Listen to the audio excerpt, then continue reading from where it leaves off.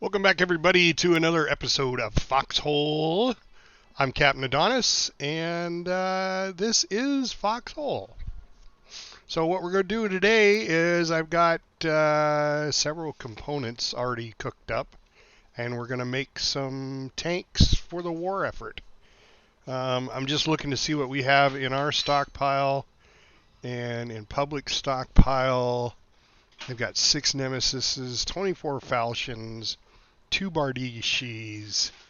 So I'm thinking Bardiche is the way to go. I think, let me look here really quick.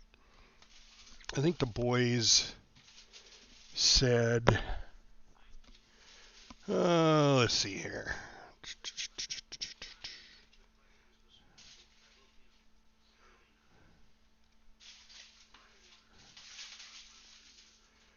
Trying to see what they said they wanted out of the tanks. Yesterday.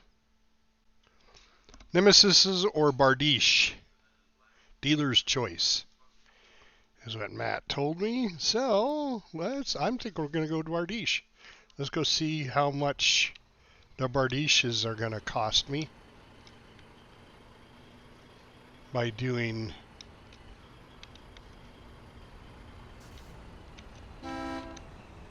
the multifunction. So, why is it not mass production? All right, Bardiches. 1, 2, 3, 4, 5, 6, 7, 8, 9, 10, 11, 12, 13, 14, 15, 16, 17. All right, we can only make 5. And it's going to cost me 1,731 RMATs. Oh.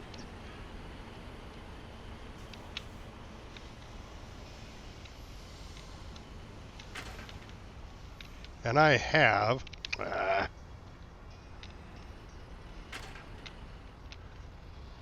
1,900. So I can take all that. That's only 1,500. I'm going to have to get out. I need 1,700, it said. It's 15, so I'm going to have to come back over and get another couple hundred. So let's put 200 in here. We're going to go ahead and put 300 in there. Come back over here. Get another 300. God damn it. Refinery. There we go.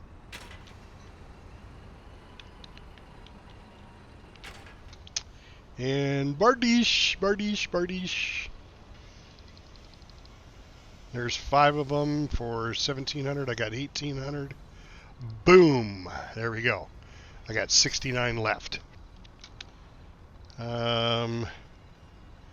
These take 40 a piece. So let's go.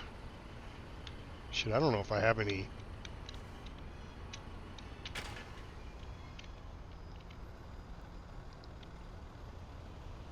I don't, but I've got some here.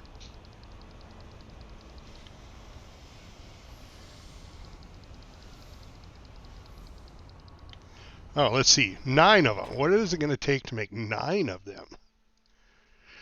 Oh, let me go to my Foxhole calculator at foxholelogy.com. Mass production. Let's do. Oh, wait. You don't do 5? Really? 3, 4. No.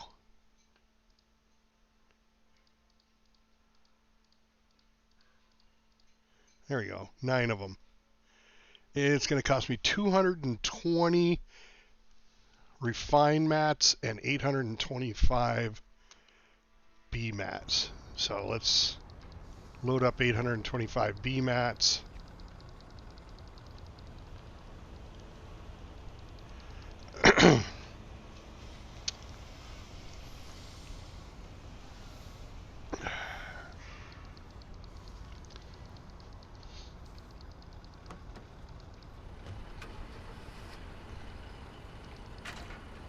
All right.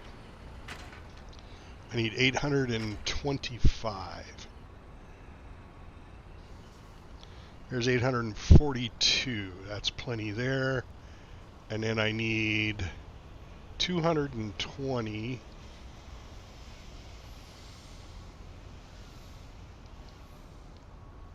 There's 265. All right, let's go make 9 crates of Banes.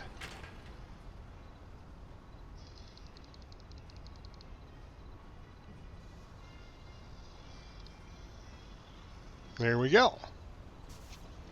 Got a little discount there because once you go over a certain number, you get a discount on your BMATs. So we saved 250 BMATs. And I'm going to go ahead and, well, we'll just go over here to the factory and make some more Banes here. I can make 1 crate of Banes with the number of refined materials I have. Let's grab those up. Go ahead and put these 5 in a factory. I don't know why people do this. It just boggles the mind. I don't know why they lock their vehicle and leave it in front of the fucking refinery. Unlock it so somebody else can use it.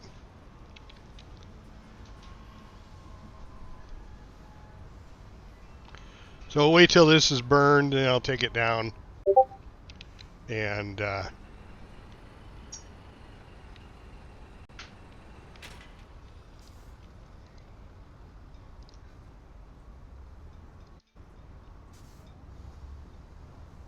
Walden!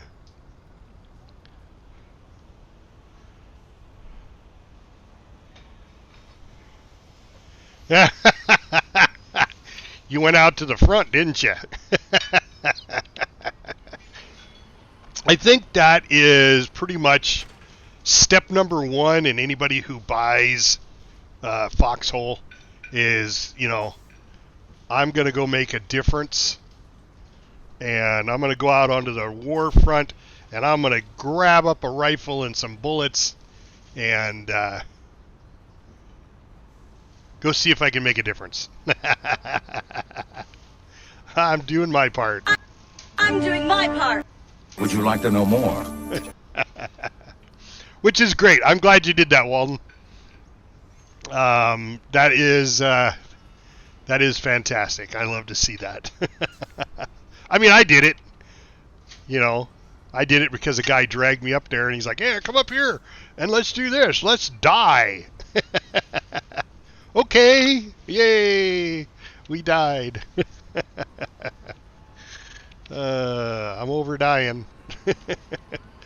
All right, so we just made 5 Bardiche in the which cost me what was it, 1800 refined materials. Holy crap, that's a lot of refined materials.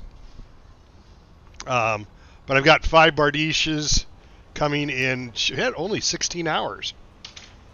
So 16 hours we'll have those 5 Bardiche, and then which is the most expensive tank, I believe, out there. And then I think it is. A Bardiche is, and that's minimum. You have to produce at least, oh wait, is each one of those produces a crate of 3 Bardiches. So if I do, holy crap, if I do 5 of these, did I just do 15 Bardiches? Oh. 10% discount rate per crate up to 50%. I think I did. I think I just made 15 Bardiche. And I'm good with that. I'm good with that. That's flipping awesome. Let's just gonna come over here and look in the garage. A Bardiche normally costs 165, and the Nemesis is 150. So yeah, that is the most expensive tank you can build, is the Bardiche. And I just made 15 of them. That is sweet buttered rum. I love it.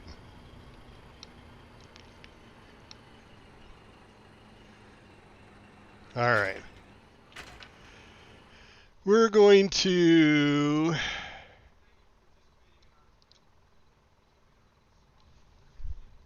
Oh, I suppose I could have taken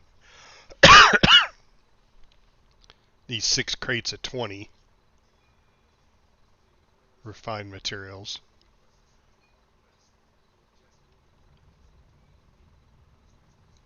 But let's move that Bane there, and then these are all going to be, because these were in public queue. These are all going to be public. All right. And I think that's all I'm going to do at Terminus. I mean, I suppose I could go get more components and start building up a bunch more components again. Let's check the map here really quick. Sorry you guys can't see this, but I got 5,000 there, I got nothing there, I got, there's some there, some there, some there. All right, well, we'll let's do that. Let's find a flatbed and container. Usually somebody's got one hidden over here. No, no, no. Okay. Let's run by the component farm. See if there's one sitting here that nobody's using.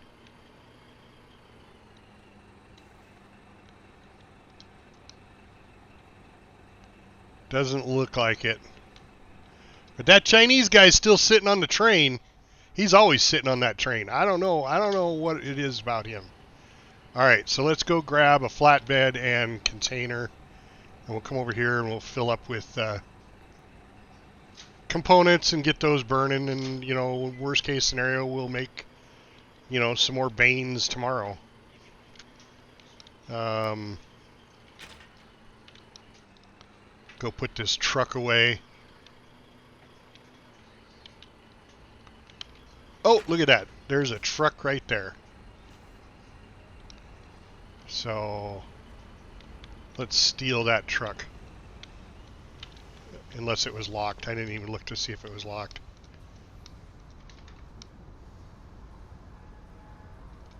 Nope. And it's full of fuel. All right, we're going to take that.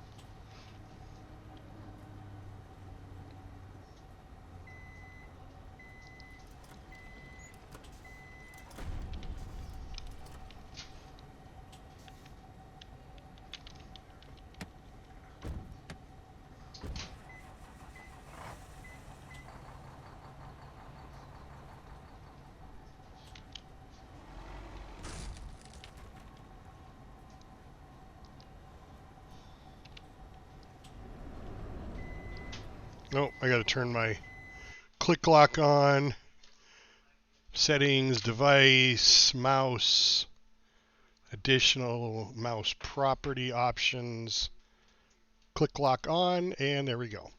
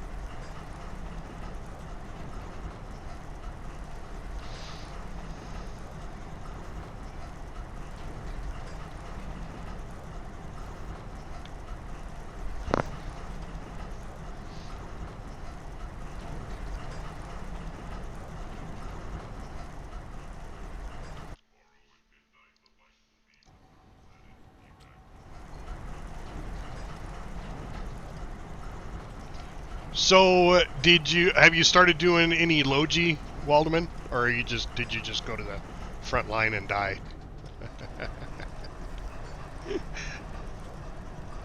I don't know if I did that to Bob. I don't know if I did that to him. If I took him up to the front line first thing and let him die. I know I did that with GTP Titan. I know I did that with him. But that's because that's what he wanted to do. Had nothing to do with what I wanted him to do.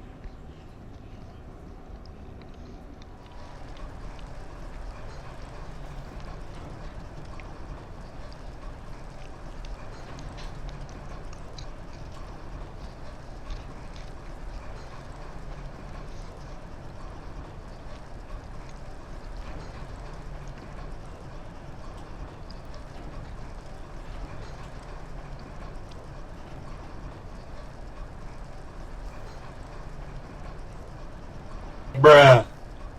See, it's working. Sandfen GMR in the house. Not working today, buddy? I figured you'd be driving bus. I'm doing my part.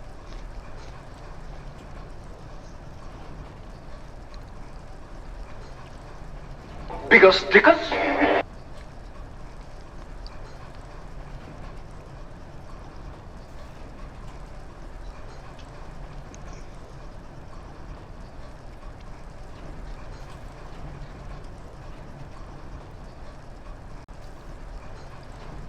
Ah, okay. Doing an afternoon run, huh?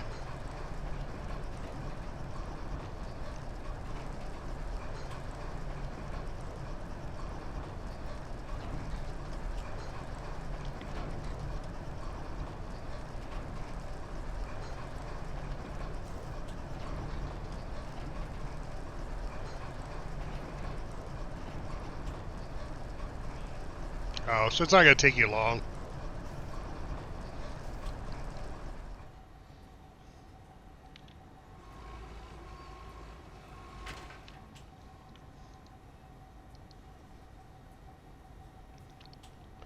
Oh man, where'd I get the freaking broken components?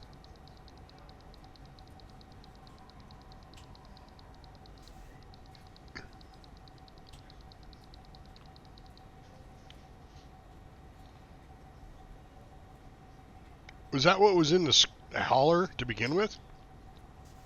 Oh, fuck. I'm accessing... How am I accessing the stationary harvester?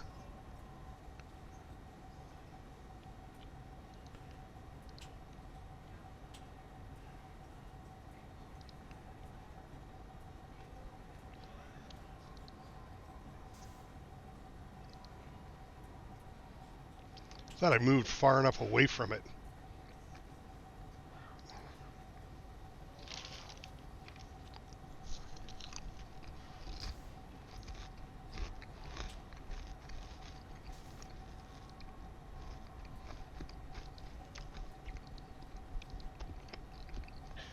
So last night when I went to bed, we were 2 victory points away from winning the war.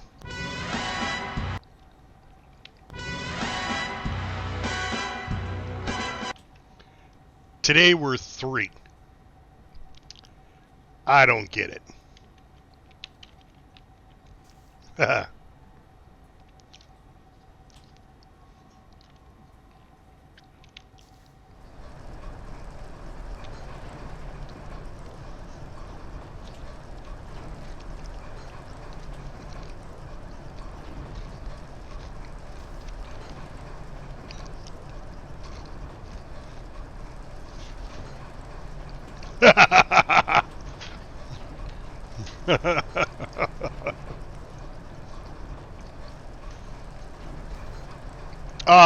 So scrap is done at the scrap mines or the scrap fields. So if you bring up your map, there's all the stuff on the left-hand side. Those are basically filters for the map. If you shift double-click on one icon, it'll turn all the icons off. And then go through individually and select the ones you want to see on the map. And I would suggest, under the resource tabs, see you, buddy. I would suggest on the resource tabs to just do salvage mine, salvage field, and then down in the buildings, I would do refinery and factories. Now, the reason is because in order to get salvage, as soon as you get salvage, or even components, you can turn components onto, which is what I'm collecting here at a component field. Okay.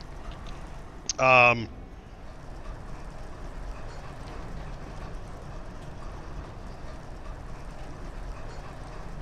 reason is it turns off all the other buildings, so you don't have to see them.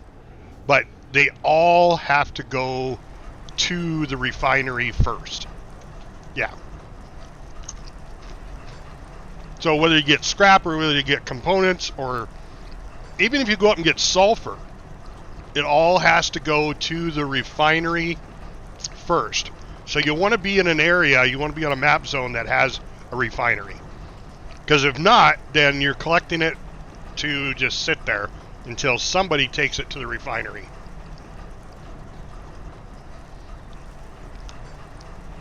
So if you want to learn scrapping, want to learn logistics very quickly, pick a hex zone that has a refinery already in it. It doesn't have to have a factory, just a refinery, and you can refine the materials and then let somebody take it to a factory somewhere. You can definitely do that. That's step one in logistics. Oh.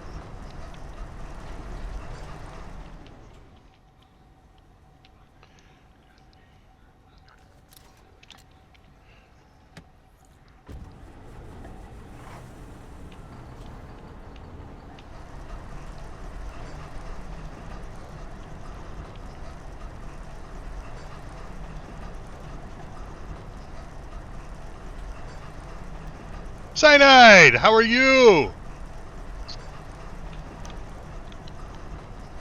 How are things going in your world today?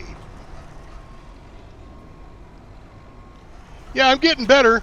So I don't know if you heard, but I got COVID over Christmas. My son decided to give us a great Christmas present, and that was it.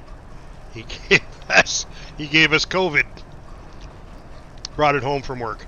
So, yeah, you know, and it wasn't bad. It wasn't one of the really powerful COVID, I guess. I don't know. They said the COVID that's running around now is a little more mild than it has been in the past. So, I just fought my COVID with over-the-counter cold medicines. So it was like having a really bad sinus infection cold. And I'm just getting over it. I mean, it's dwindling down. I still have a tickle cough every once in a while, a little bit of runny nose every once in a while. But it is the middle of winter, so, you know, I mean, it could just be, you know, winter symptoms. But I went and got a COVID test. And, well, I did a home test, and that was positive. So then I went to the doctor and got a test from them, and it was positive from them also. So I'm pretty much positive I got COVID. So I'm not going to escape that. But even the doctor said it was a mild case. Yeah. Oh, me too. So my wife still got a little bit hanging off. My daughter, I think my son's pretty much over it now. He may have a little tickle cough every once in a while too, but not not as bad. I found that if I drink lots of fluids, it's not as bad. But other than that, you know, I had a good holiday. You know, can't complain too much. Been playing lots of Foxhole. Yeah.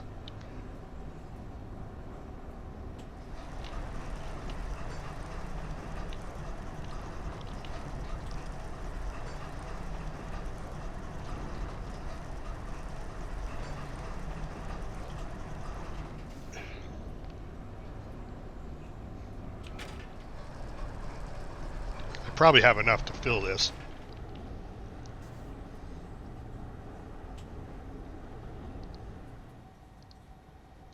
Oh, yeah.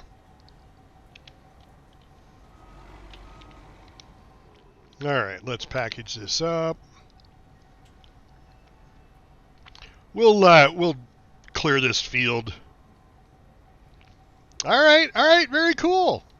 So you're losing. You're making a good hold, though. I will give you that, Cyanide. You're making a good hold.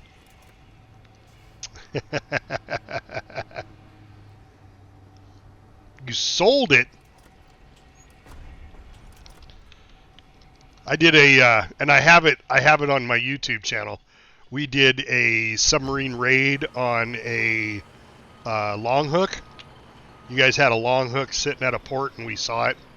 So we loaded up a submarine with like 15 people, all with sticky grenades, and tried to go sink it. We got close, but we didn't do it. Oh. Nice.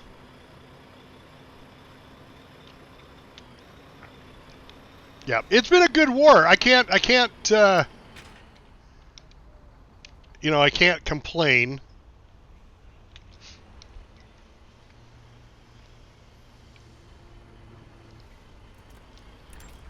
It's been fun. I've enjoyed it. It's been a good war so far. A little shorter than I imagined it would be, but it's not over yet. Not over yet. You guys are putting up a hell of a fight. So,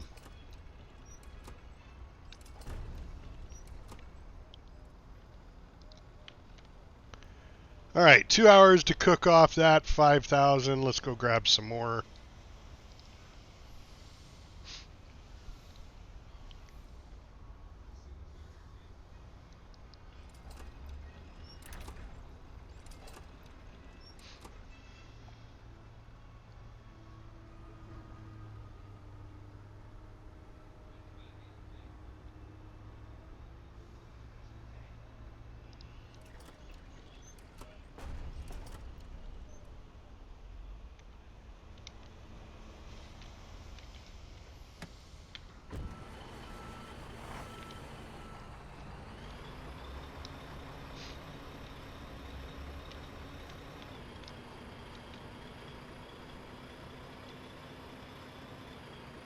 Yeah, I saw it last night at 29.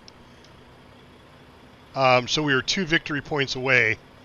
And now it's down to 28. So you guys are making a comeback again, which I think is fantastic.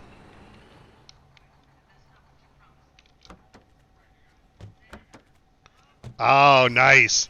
I love artillery. I have to admit. I will go grab a mortar and just do a mortar and have binoculars on myself and just do my own artillery at times, just because artillery is so much fun. I want to get into a big artillery group one of these times, but yeah, for right now, I'm happy doing Logi.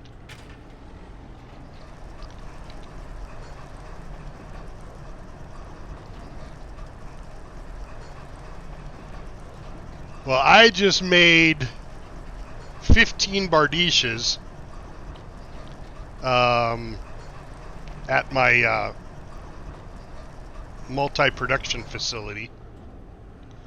So be on the lookout for a Bardiche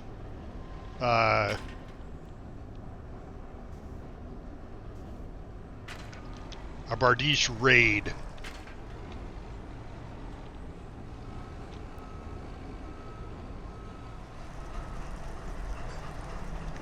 Of course, it's going to take, I think it was 12 hours, 10, 12 hours for it to cook off, but they'll be there soon.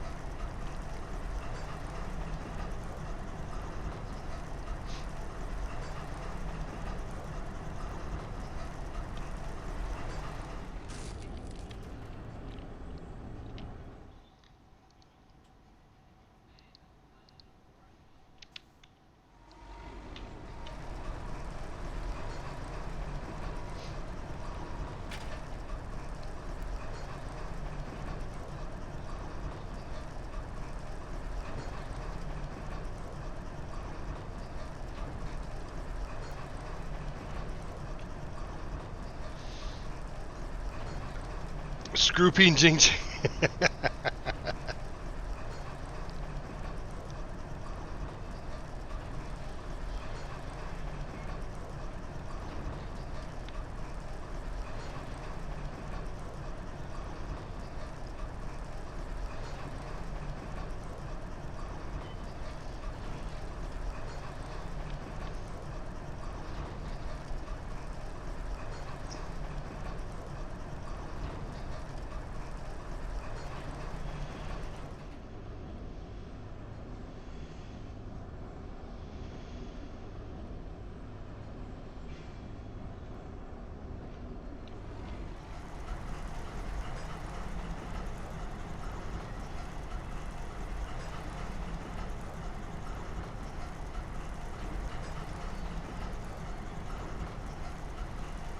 So today I'm watching the Men in Black series. I started watching it last night. I watched Men in Black 1, which is the classic, which is probably the better of the movies, and now I'm watching Men in Black 2.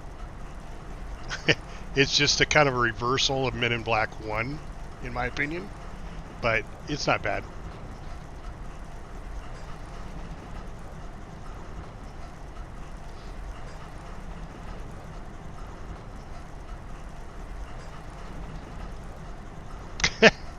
Wow, Zan, that's exciting.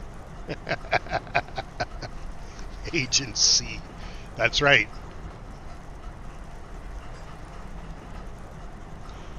And I'm Agent Alpha, because there is no Able, it's Alpha.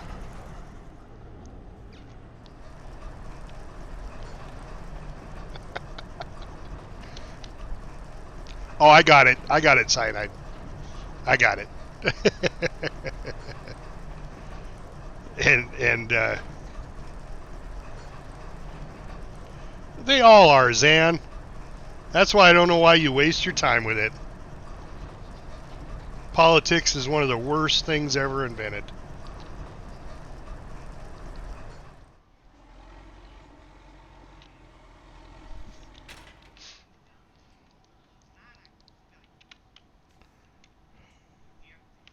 $3,000.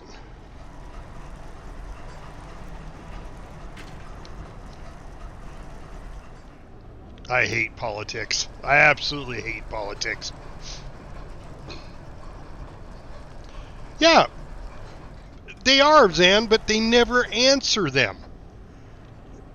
They never answer the question. They always go off on another tangent. It's unbelievable. I mean, I love some of the senators, don't get me wrong. What is that guy's name? Hawley? Hawley? Hawley? I love that guy. He's just a no-nonsense, ask straightforward questions, but then nobody can answer a question. They're always like, Senator, in my opinion, I think that, we should do the other thing. If you're talking about that, it's like, oh my God.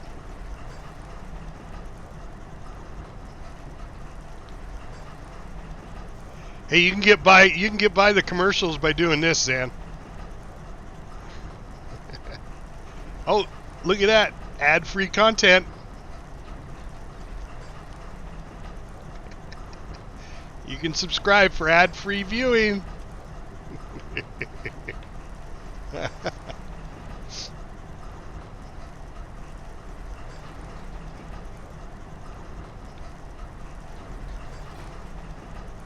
Liram! When are you going to get into this game, Liram? You could spend hours and hours and hours like me and Bob playing this game. We did a whole bunch of Logi last night. They needed a whole bunch of shirts made. They're called basic soldier supplies. And we didn't have any, and now we've got over 200. Bob and I did our part. I'm doing my part. Are you about to call me an asshole? 1, 2, 3, 4, 5, 6, 7, 8, 9, 10. Super 5. Super 5. So we're done. Because.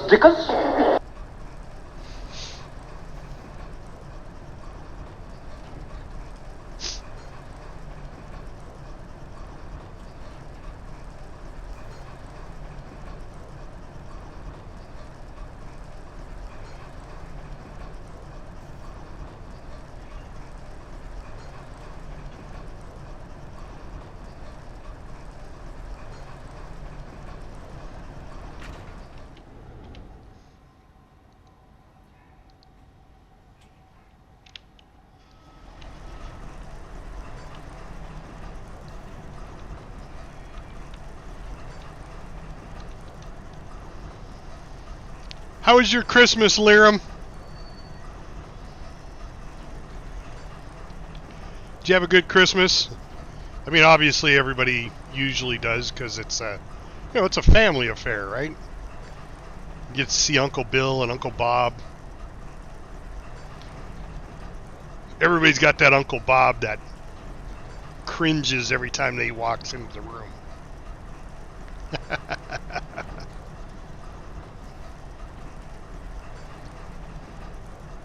I know, right? If only we had that mentality still of like, oh my God, look, I got socks.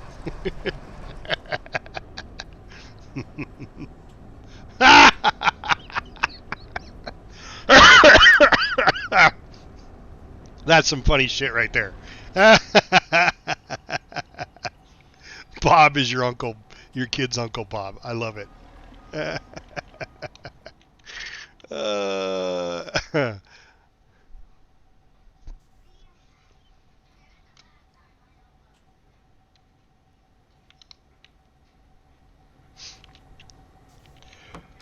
so it was good. I mean, it was uneventful, which is great.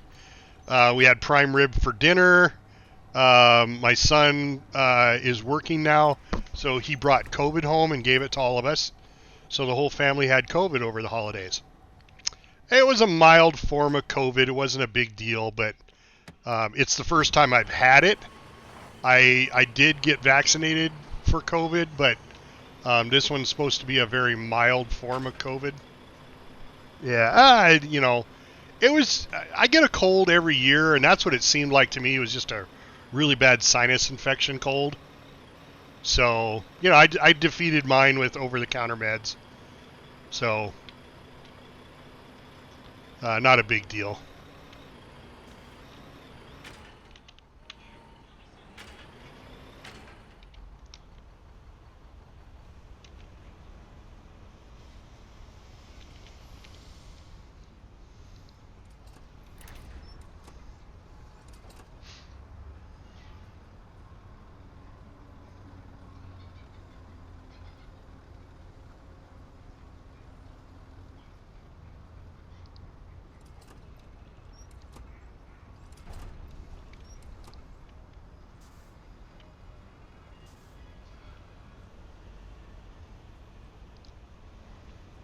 But yeah, I enjoyed it.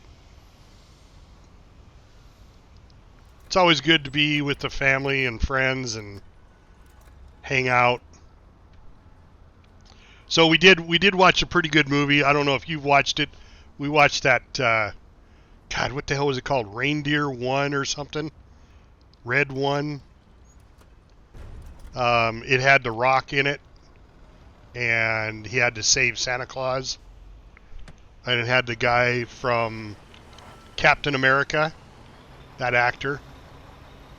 It was a good Christmas movie. I enjoyed it. Had a little bit of action in it. It was funny. So, yeah, good show.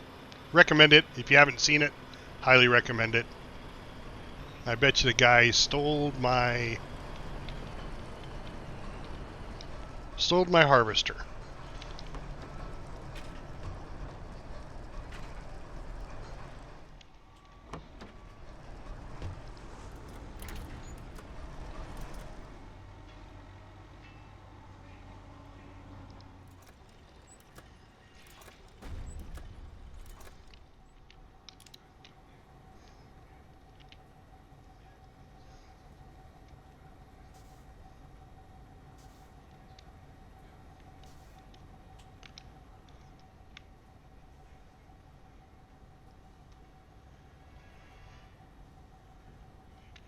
You need a hand loading there, Nico?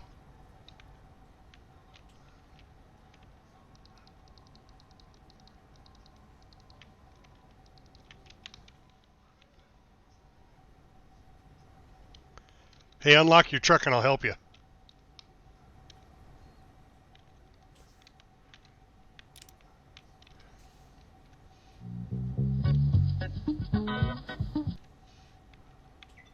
Hey, Nico, unlock your truck.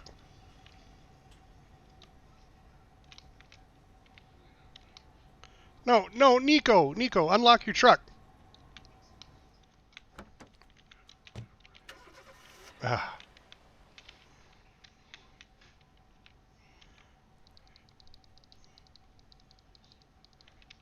There you go, buddy.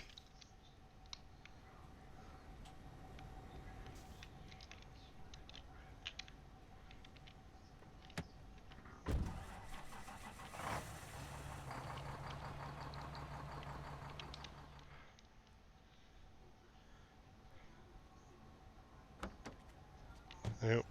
Okay, he's done.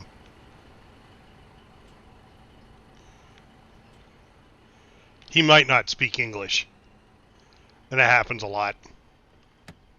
I'm going to go get some fuel, though.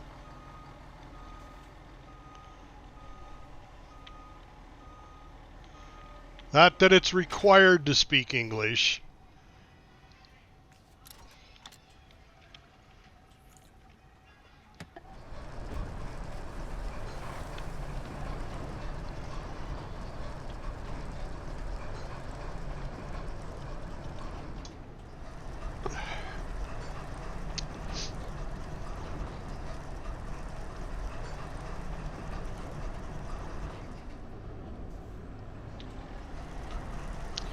So let's do some shout-outs. We got a Zanfin GMR in the house.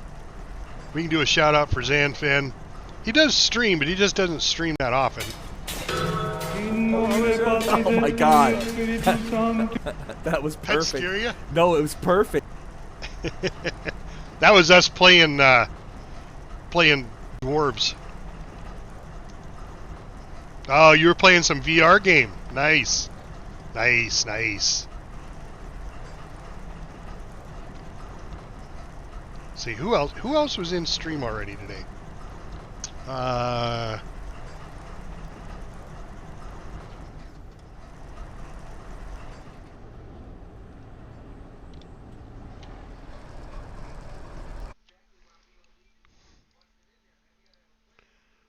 Let's see. I don't know who else streams. Cyanide, I don't know if you stream. Waldeman, I don't know if he streams. Bob, I know doesn't stream. So that's about all the people that are in my stream right now that I know that stream. So, if you are a streamer, please let me know. I'd be happy to give you shout-outs during my stream. I mean, that's how your community grows, is through getting together with another streamer and getting to know their community. And, you know, it's all about the community wanting to watch some good quality content, or, you know, even if they're just watching to have a good quality conversation with the streamer. I'm always into that. Having a good political debate. I'm kidding. I don't like talking politics. All it does is piss me off.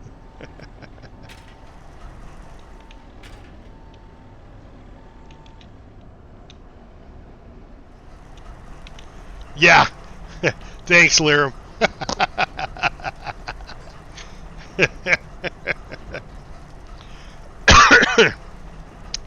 Macaroni salad is better than potato salad? Ooh. That's like the great pineapple debate on pizza. I'm going to say macaroni and potato salad are equally as good, as long as you put mustard in your potato salad. If you don't put mustard in your potato salad, there's something wrong with you. There's something genetically wrong with you if you do not put mustard. I don't care what kind of mustard. I mean, just yellow mustard. It could be Dijon. I don't care. But potato salad's got to have mustard in it. And Canadian bacon pizza must have pineapple.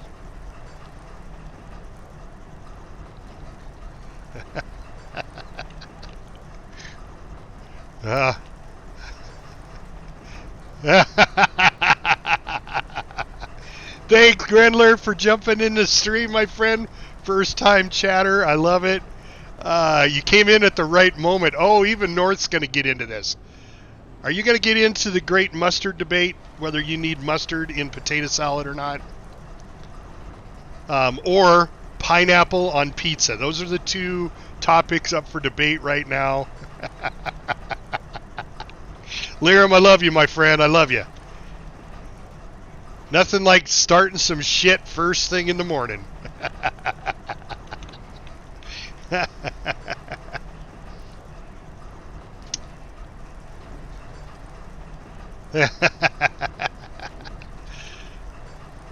No, I've had I don't know how many potato salads, and I get it. You know, mustard's not for everybody. I got a good friend of mine that doesn't like mustard, so every time he comes over to eat dinner, I always sneak mustard in to the meal somehow. Even if it doesn't need mustard, I'll put it in.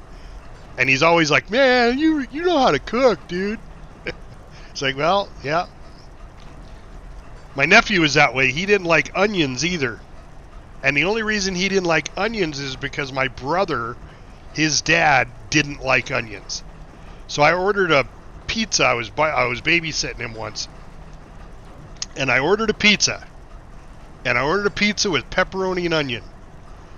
And he wasn't there when I ordered the pizza, but when it came in, he goes, "Oh, Uncle, this has onions on it." I was like, "Those are not onions." He was like, "They're not?" I'm like, "No, those are lispers."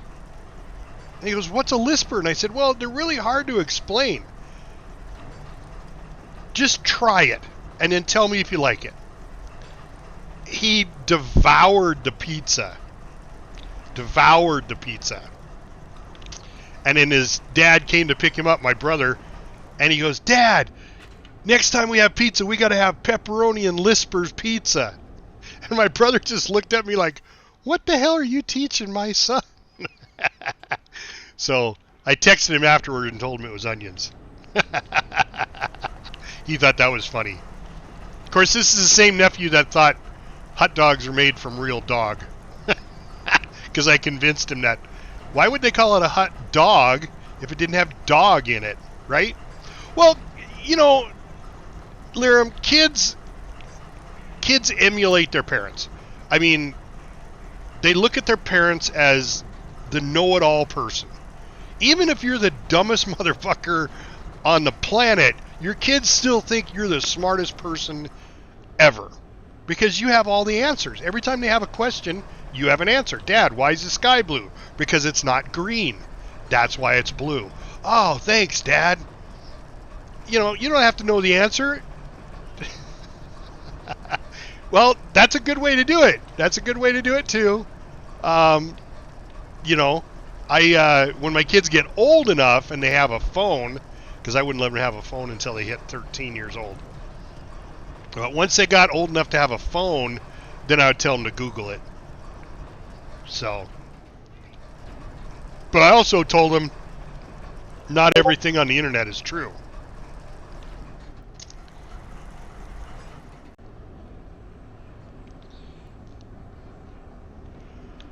I mean, you can get on the internet and they'll tell you pineapple does not belong on pizza, but I guarantee you they are wrong. Now, I'm not saying pineapple belongs on all pizzas, but damn, on Canadian bacon, put a little sweet peppers on there.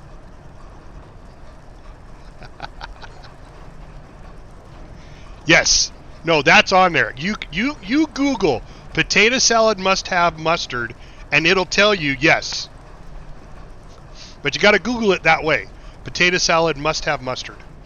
And it'll tell you, yes, it does. Oh, God, my nose is running now.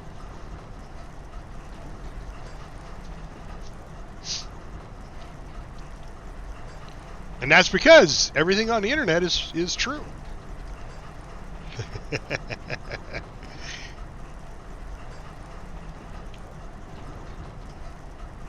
Ananas?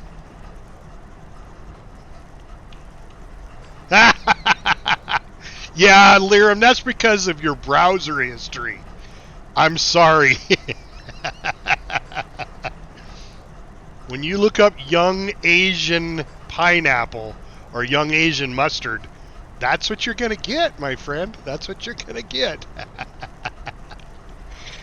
So no, I want to go back to this Ananas. So is that like a Minions thing?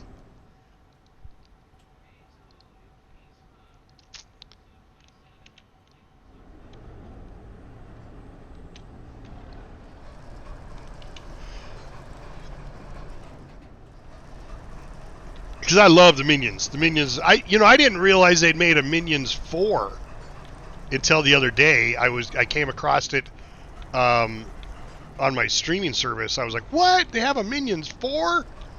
I watched it while I was streaming, so I didn't get to really sit down and pay attention to it. But from what I watched, it really didn't look that good. I mean, it's, Minions, that's always good. Okay, all right. I didn't know pineapple was called ananas. That's awesome. You learn something new every day. I mean, I was in the service and I traveled all over the world, and I learned a lot of things. That wasn't one of them, though. Ananas is pineapple. So I'm curious. Does anybody know? Because I just thought of this. I know pineapple's a big thing in Hawaii, which is an island state. Where pineapples originated? Because I know bananas originated in South America. They have big plantations down there, banana plantations, and bananas actually came from the oh god damn it, now what are they called? Bananas are actually a clone.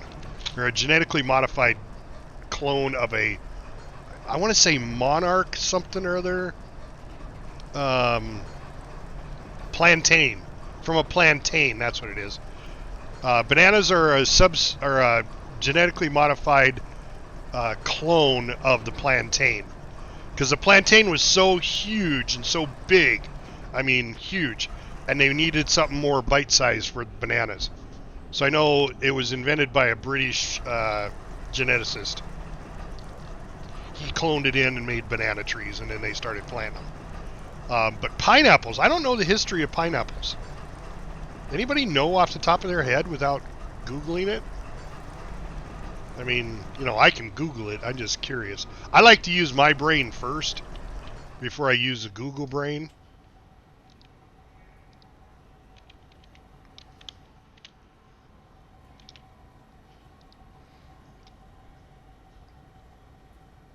But that's just me. I know there are people that would rather use Google than use their own brain, but I think that's a mistake. I think you use your own brain and then Google it or search it on the internet to double check yourself or to learn something new. So I live in a place where we can barely grow anything, let alone something tropical like a pineapple.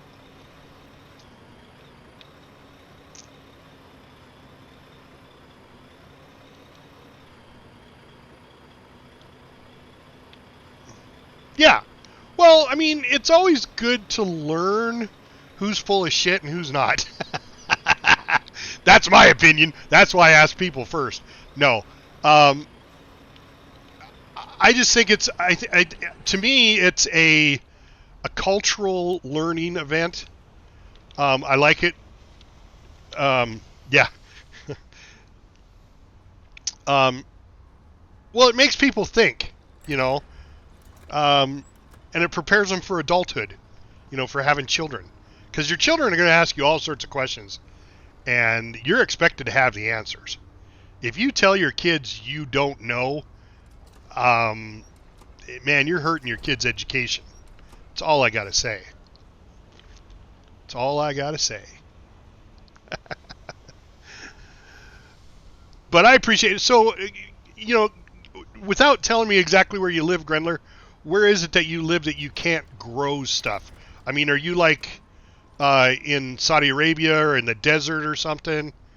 Because I get that. Desert would be a tough place to grow stuff. I mean, cactus. You can grow cactus like crazy, I guess. At least in California, the California desert. But I live in Montana, so I have a limited grow season. Oh, yeah. Well, so do I.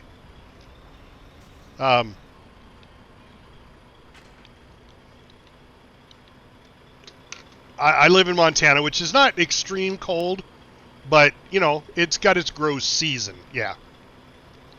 Right. Yeah, Grendler, I agree. We're the same way. We can't grow anything tropical. I couldn't grow bananas here, oranges, you know, shit like that. It's not going to grow here. You can attempt to, I suppose, but it's just not going to happen.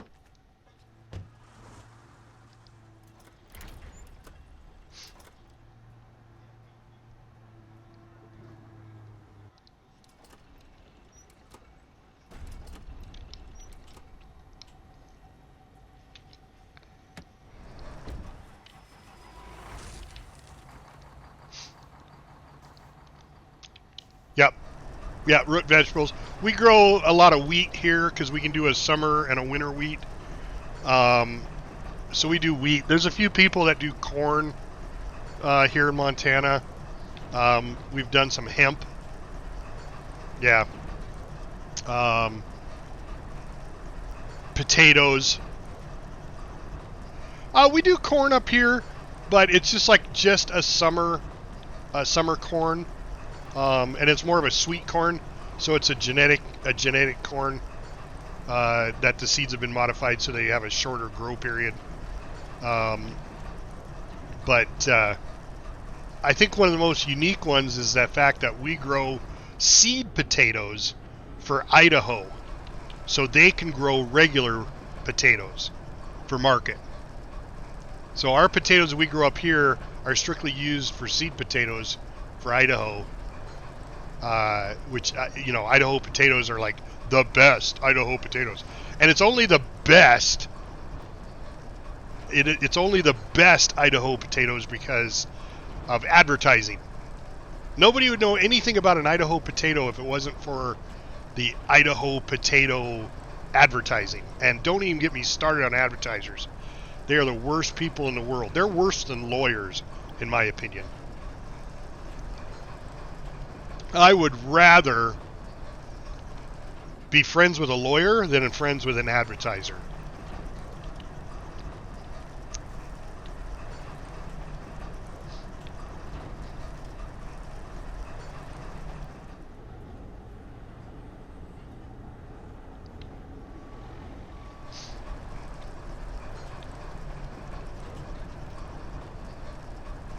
I mean, on the subject of advertising, when's the last time you looked at a golf ball package that said we're just an average golf ball? We only go out, 300 yards. That's as far as we go. Every golf ball package, and you can verify this. Go to Walmart, grab golf balls, different brands, and each one of them will tell you they go 30 yards further than the other guy. Yeah.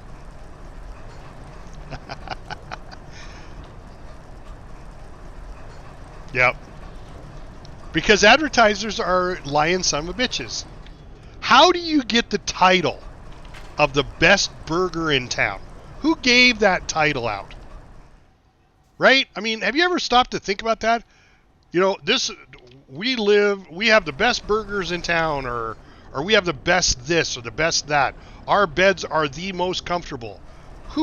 Is there a company that goes around and says, all right, we're going to test all the burgers in town and rate the burgers? No, they just come up with them themselves. They say, we have the best fries, we have the best burgers, we have the best, whatever.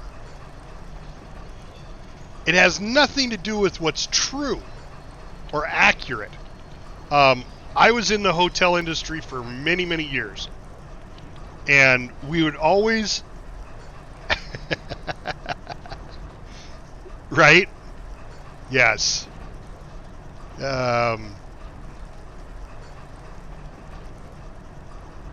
Oh, Mad Men's perfect. Yes.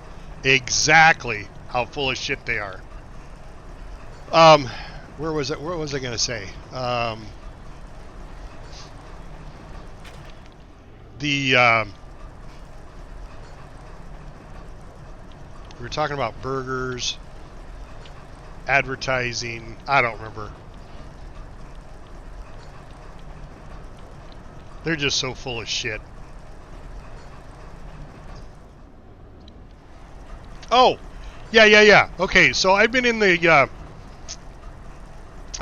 hotel industry for years, and have you ever noticed hotels always have a little trophy or a little plaque somewhere by their front desk that says they've been rated the #1 hotel, blah blah blah, by AAA or by some other company.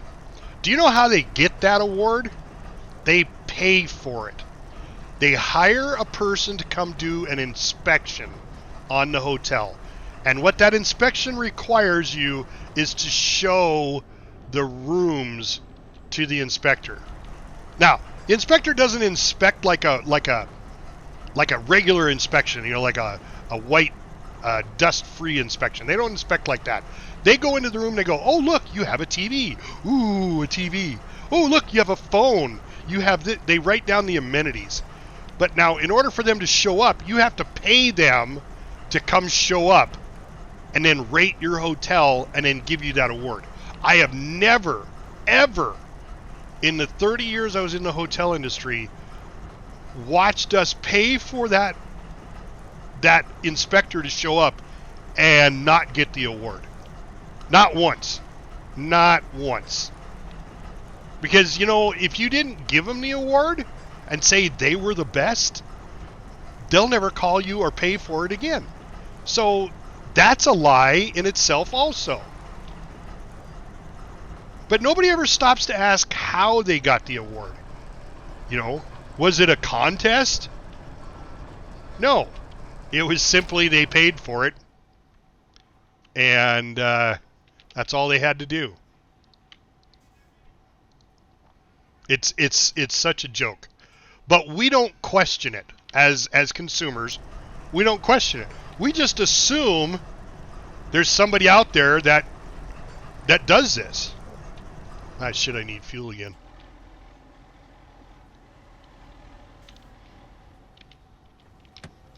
What was that show? God dang it. Now I gotta remember. What was that show where he's like, the guy's like, I'm sure there's somebody out there just thinking shit up. Oh, that's the one where the asteroid's coming to the Earth and it's gonna blow up the Earth. And what the hell was that called? Had not Mel Gibson.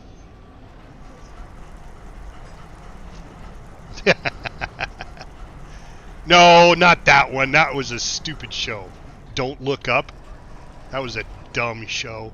No, it was one where they went up on the asteroid and they drilled into the asteroid and blew it up. It had that gorgeous singer's daughter.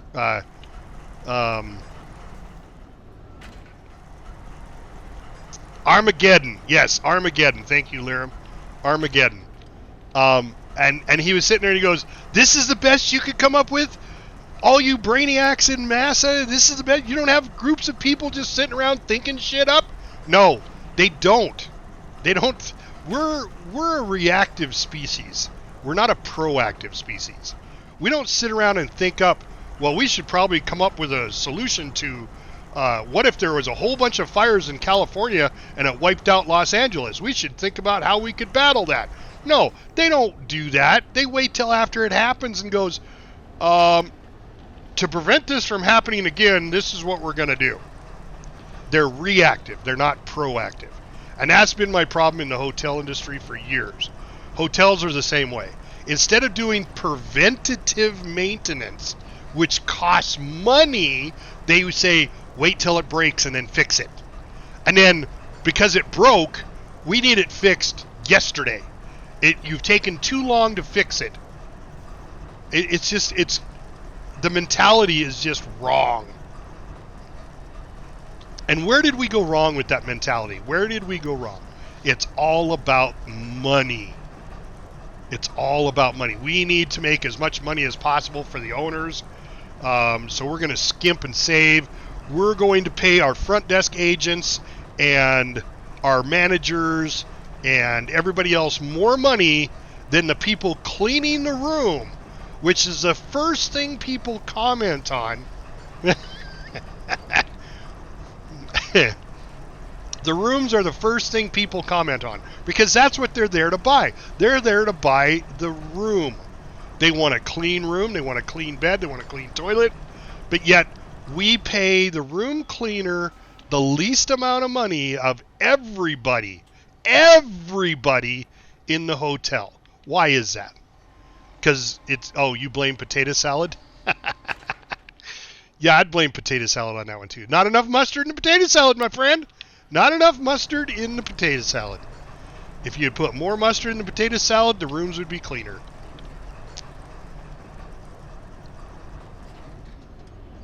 So it's funny because, like I said, I've been in the hotel industry 30 years. That subject has been brought up before. Why do you pay the person that is the most important person in the hotel to make your hotel the best hotel out there? Why do you pay him the least amount of money?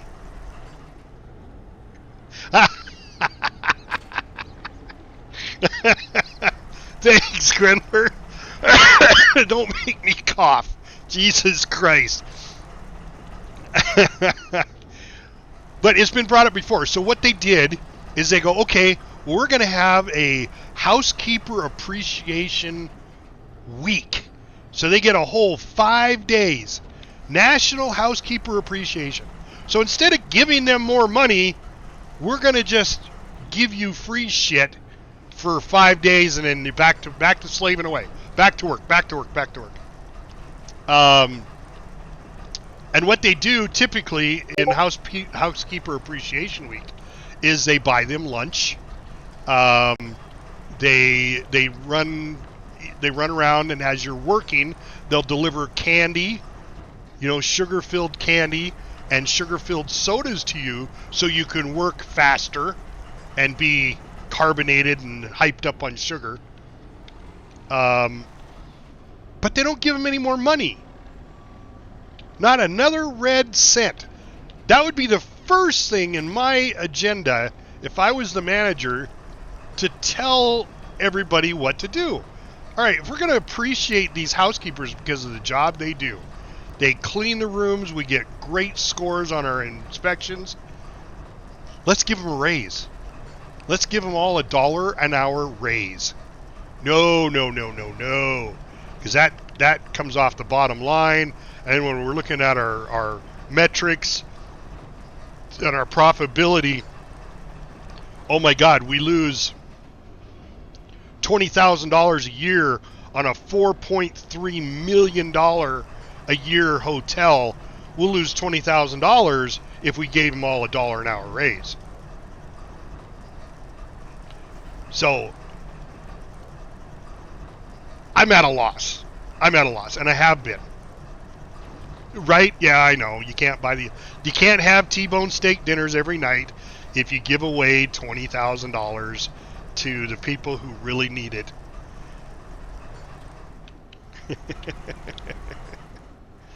And I got a buddy of mine who's rich, and he says to me all the time, he's like, well, without me, there would be no people with jobs, because there would be no jobs. And I'm like, I agree with that. But if you want to make more money, and this is just me, if you want to make more money, the most money that you could make, you involve your people in the day-to-day problems that occur in the building. Because they might have a solution that you haven't thought of. Just because you're the manager doesn't mean you're the smartest individual in the room. So involve your people. Ask them what they would do if they had the power. What would you do to solve this problem? I've used that in my managerial skills for the longest time because, maintenance has always been about solving problems. And I've gotten some great answers, some great thoughts, People really and it makes them feel good. It makes them feel like they contributed. But managers don't do that because they think they're the smartest person in the room. Number 2, pay your people well. If you pay your people, they won't have anything to bitch about, because the number one bitch on any job, and I guarantee you, if any of you guys work right now, what is your number one bitch? You're not getting enough money.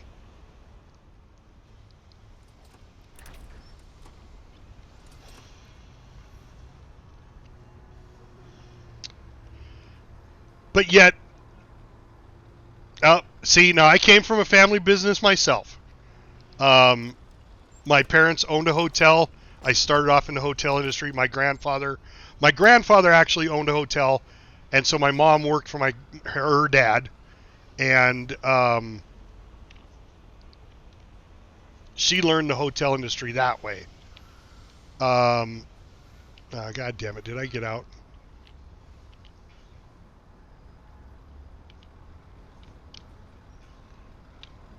Yep. And my dad was a builder. So when I got out of the service, I went into construction with my brother, and we had our own construction company.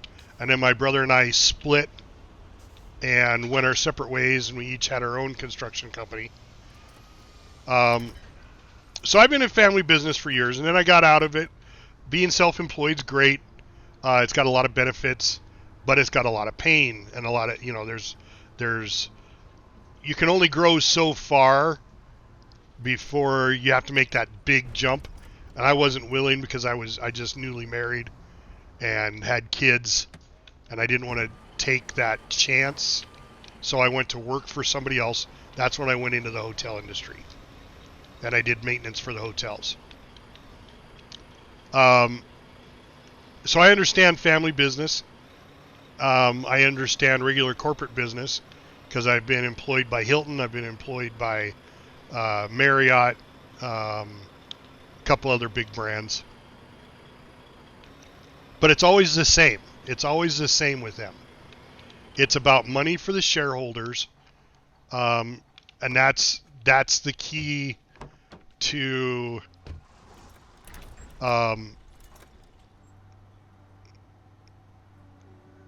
that's the key to their business, is making enough money for their shareholders that they're making a profit for them. I mean, that's their job. As the manager, as the general manager, as the assistant general manager, or all the higher ups, your job is to maximize profits for the owners. Got it. Even if it's corporate. Even if it's corporate owned. It's still maximizing profits for the corporate office.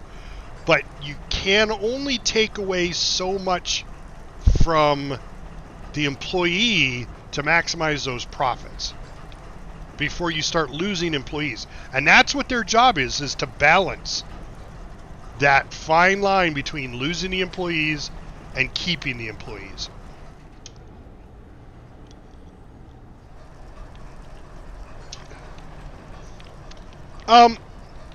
I honestly think, in my opinion, my humble opinion, I honestly think it's all about profit.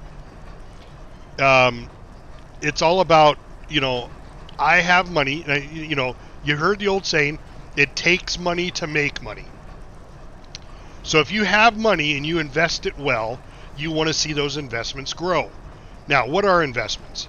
Investments are, I'm going to put money in a company, and that company's going to make a profit, and then I get some of that profit back because I gave them money to get started. Okay, just like a bank on a loan. Okay, a bank gives you a loan so you can start off your business, and then you pay them back, but they charge you interest, and that's how they make their money to pay their bank employees. It's a vicious cycle of the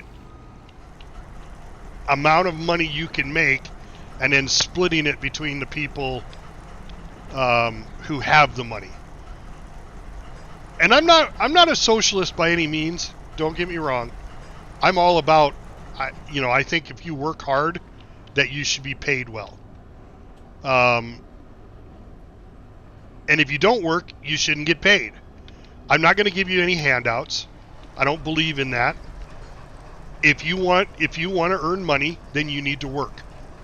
If you don't earn money, if you don't want to earn money, then don't expect a handout.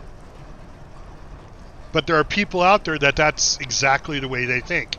I don't want to work, but I still need food and clothing and a place to stay, because I got pregnant and I have 3 kids and they need a place to stay and food to eat. But yet I don't want to work. I have a niece that's that way. She started off as a stripper and she made good money as a young kid, but then she got pregnant and she stopped looking young and pretty because, once you have a 10-pound baby, I don't think your body reacts or looks the same as it did before you had that baby. So she tried the online stuff, what's it called?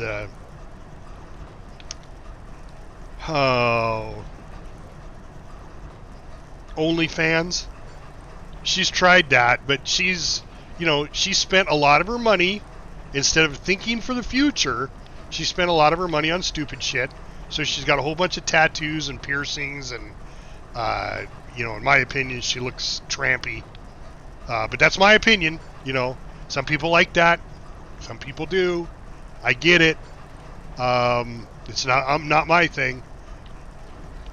I see one of those nose rings, that hang out, and I think cattle, That's just, I'm sorry, that's just me. I want to grab a hold of it and yank. But, whatever. And, tattoos, fine. I was in the Navy. I don't have any tattoos. I know a lot of guys that were in the Navy that have a lot of tattoos. That's fine. If that's the way you want to be, I don't mind tattoos. You don't have to look like Yakuza. But, yeah. As well with anything, right? Right, Grendler? You can have a piercing as long as it's, not necessarily where everybody has to see it. It's tactful. Same way with tattoos. If you want to subscribe to your heritage and have some sort of tribal tattoo, fine. Have it up high enough that your sleeves cover it. So everybody in the restaurant doesn't have to see it. But whatever. I'm just one opinion. Well, so there was a reason behind facial tattoos. That was usually I don't want to say usually. That was a tribal thing. A lot of it had to do with your accomplishments in the tribe. Maybe you were the best hunter, and by having the tattoos on your face signified, being a great hunter. But people at McDonald's, they're not hunters. People at a local family restaurant, and I get it. Sometimes the managers just don't have the choice but to hire people like that. And they may be great people. I've met a lot of great people that have yeah. I've met a lot of great people who have great personalities that they like tattoos, they like the art, and that's fine because art is one of those things that separates us from the animals as humans. Because bears, wolverines, mountain lions, none of those have art. Even monkeys don't have art. Art is a strictly human nature thing, which I get. All right, well, we're out here. There's no regular ones. Yeah, there's 90. grab as many of these as I can.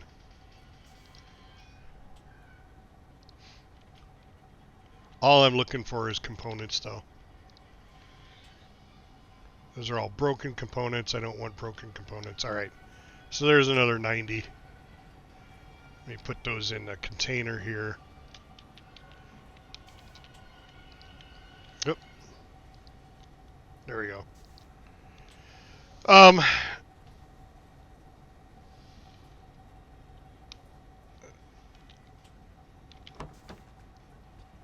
So art to me is something special for the human race. It really is. Music's the same way. There are a lot of animals that have music. It's their, not necessarily music to our ears, but it's music to their ears. Cats sing, birds sing. Usually they're singing for a mate, so it has to do with their mating ritual. Oh, look at that.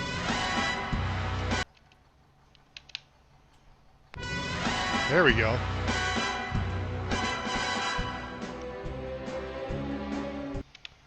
All right, we're going to go up to the component mine here and top us off before we head back and turn this in. So I'm not opposed to art. Art is beautiful. And when you're looking at nature, nature is absolutely beautiful. I've spent many, many, many hours, days, weeks, months in the wilderness and just gawking at the beauty of nature, and how everything intertwines and reacts to one another. That is just amazing to me. But it has to, right?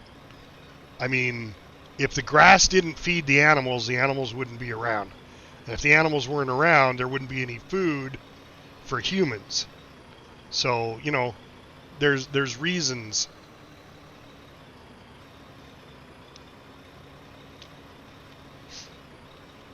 For nature and the balance that nature has.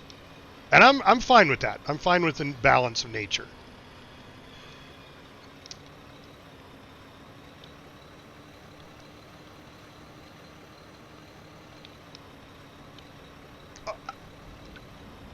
Absolutely, absolutely. I mean, I don't think there's anything that is bad art. I just think there's art that doesn't necessarily agree with your palate.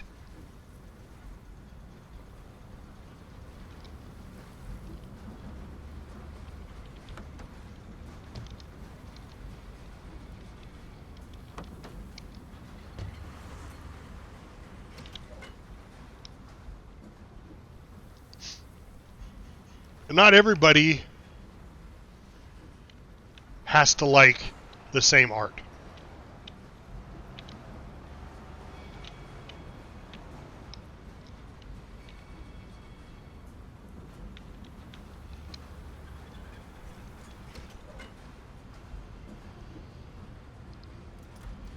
And not everybody likes art, period. There are just some people out there, but I mean, it also has to do with your definition of art. Music can be art.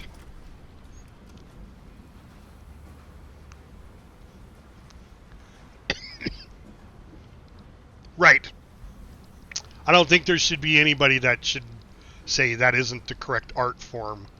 To some people, nudity is an art. Which is fine. If God dang it. Fuck that up.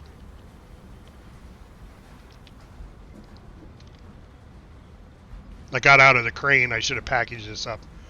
And not everybody is into nudity, but yet they probably have kids. I'm just saying.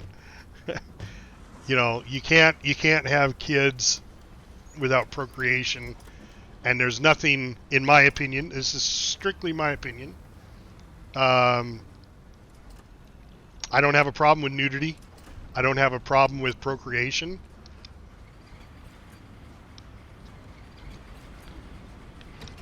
Oh, yeah. Correct. Nudity is not porn, but in order to have porn, you have to be nude. Right? So it's a two-way street. Oh, dang it. Thought I started this. Restart movie.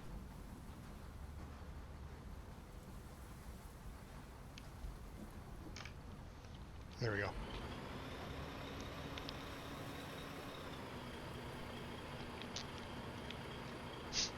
But that's what makes us unique as humans, too. It really does.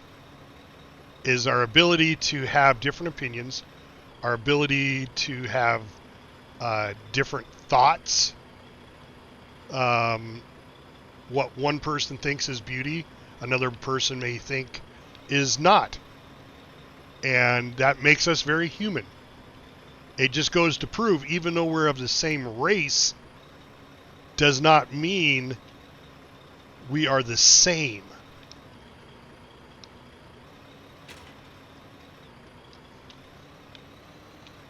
And that's where you get into problems, is that everybody thinks because we're the same race. Yeah. I mean, just because we're the same race doesn't mean we have the same thoughts, or we like the same things. And there's nothing wrong with that. But when you say, oh no, you can't have those thoughts, you can't feel that way, you can't look that way, you have to look like everybody else, that's when I draw the line. I am a very, very staunch freedom of speech person. I don't care whether it's hate speech or not hate speech. I believe everybody has the right to say what they want, and if I don't want to hear it, I can leave. I can walk away. I don't have to hear it. Now, when you force me to stay and listen to it, then we have a problem.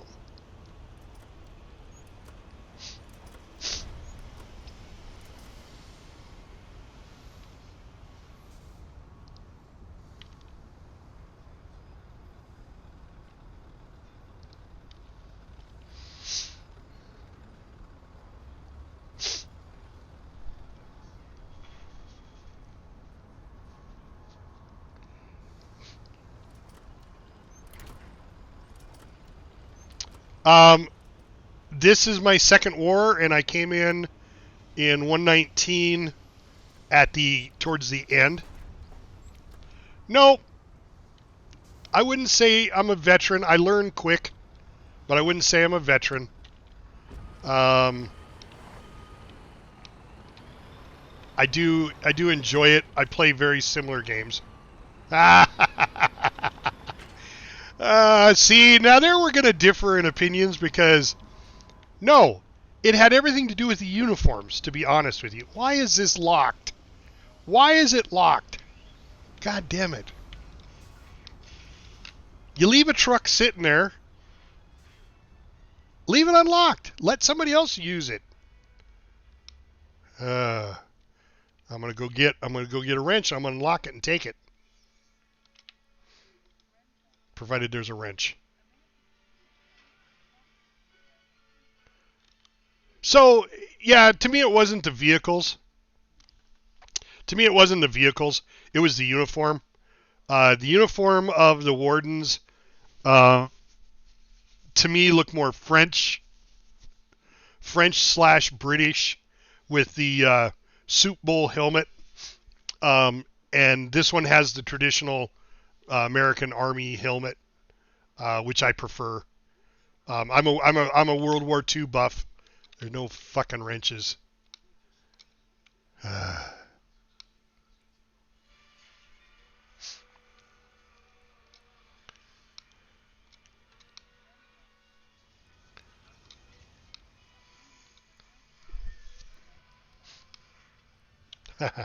See, and I live in Montana, so I looked at the wardens, went, oh, they're in the snow. Nope, it's another minus on the wardens. I would rather have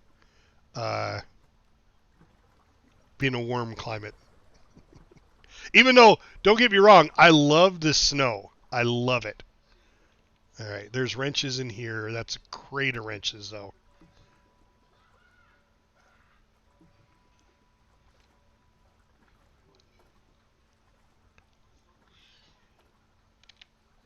All right. Now I'm serious. We're gonna go steal that truck because that's a moron to leave it locked and just walk away. And this is why we have wrenches. Where the hell is the? It's over here.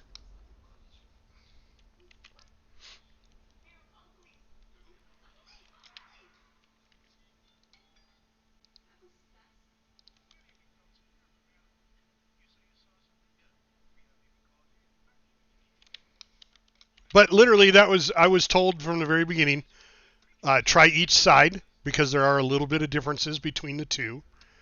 As far as vehicles are concerned or guns, the weapons that they have.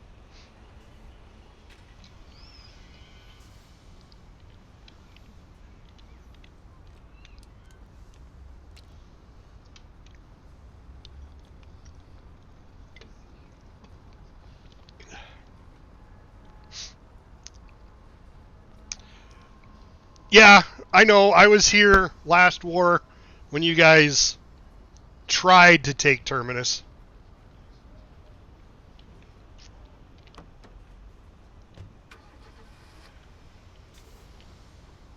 And there's nothing in the truck. There's absolutely. I could understand it if this was full of components. Somebody didn't want you to have it to lock it up, but there's nothing in the truck. Nothing.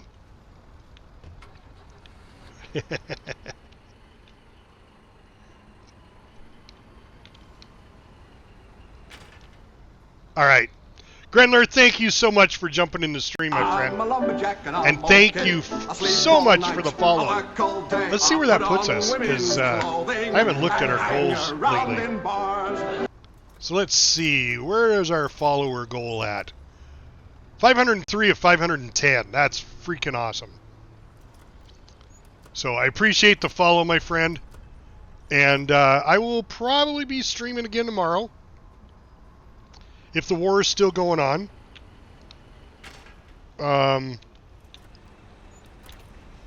Can't say that I know it's gonna be. Yep.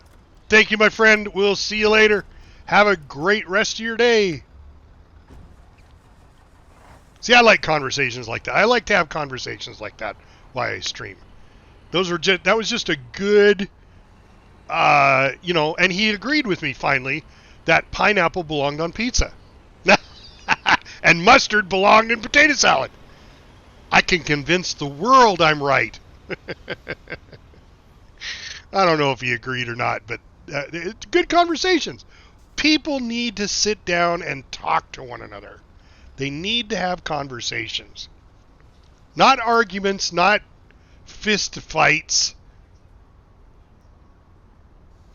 They need to have conversations. We need more of that in this world.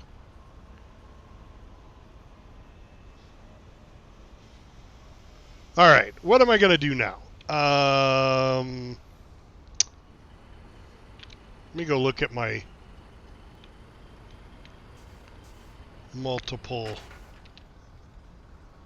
my mass production facility. All right, I got 4 hours on all my Banes. I got 14 hours left on all my tanks. I would need to go get salvage in order to make anything here. We can't make shirts here. So I think that's what I'm going to do. I'm going to leave right here. We're going to get out. We're going to back out to the home region.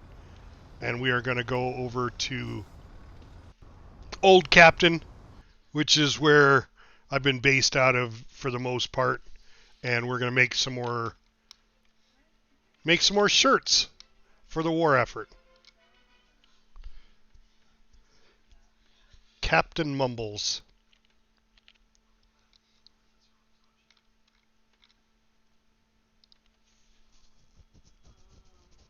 Gonna go make some more shirts.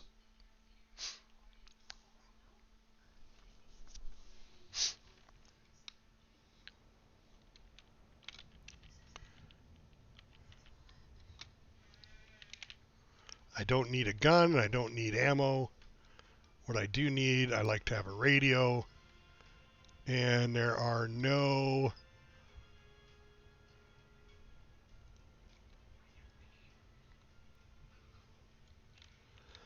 wrenches. So we'll go make some wrenches, and we'll make sure that this place has some wrenches.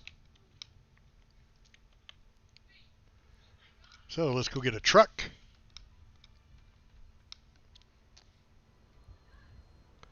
Then he's sitting here. Look at these trucks sitting here.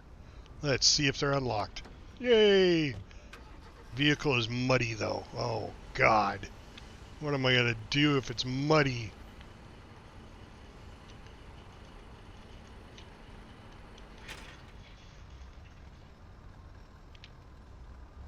Alright, I got plenty of B mats, got plenty of E mats. I don't have any components. There's no components over here.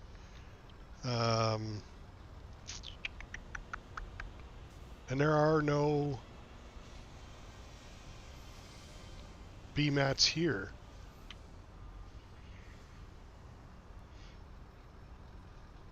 Huh. Alright, let me look at the map. No, somebody's already... Yeah, there might be enough there for a train load. But for right now, we're just going to go ahead and do that. And come over here to the factory. We'll make some shirts. Let them cook up. Tippity! Yeah, I mean, boy, it's like the Wardens are holding out. They're like John Wayne. They take some land, they get some land back. They take some land, they get some land back. How are you, my friend? How are you? How is your war going? How is your side going? I know last night when I left, I was like, oh my God, we're 29 of 31. We need 2 more victory points. I wake up this morning, I log in, and we need 3 victory points. So like, Jesus, can we not hold what we already have?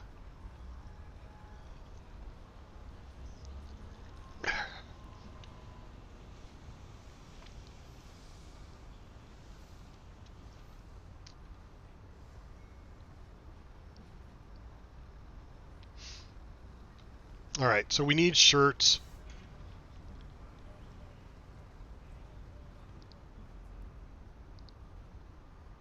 Oh yeah, we're gonna make.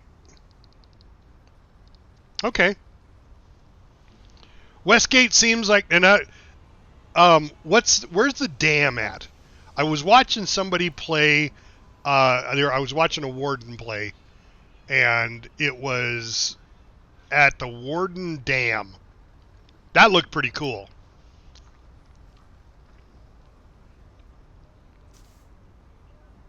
Okay, that where it's at? I know. I was gonna join them.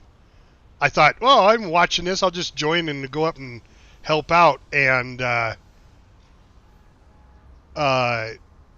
was like 27 people waiting to get in. I tried waiting yesterday for 2 people.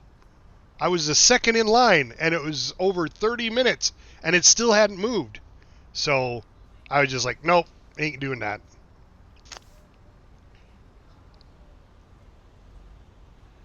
I need explosive powders for these. I suppose. Uniforms? Yeah, we can make some tropical or heavy uniforms. There we go.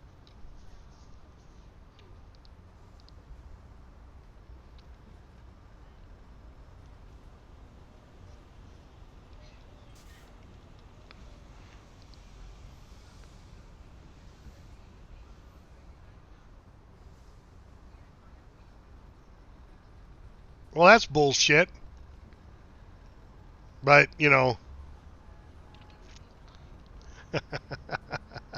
oh, those 420s. I do know when I left last night, I won't say where it was at, but I did get to see my first battleship.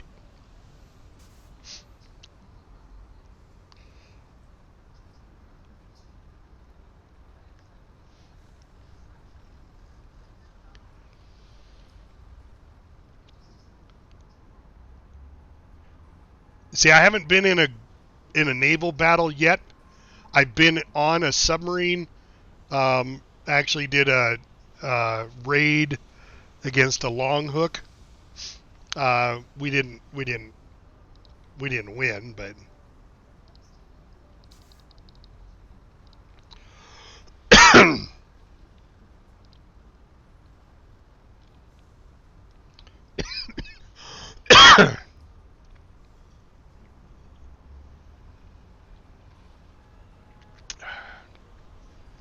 I don't think I've ever actually sat down and watched Men in Black International from where I just watched it. Always had it in the background, but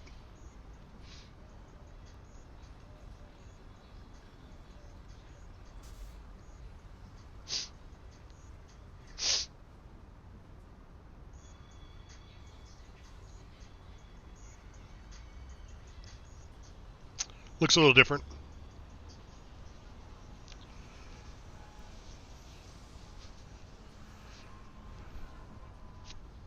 That's true.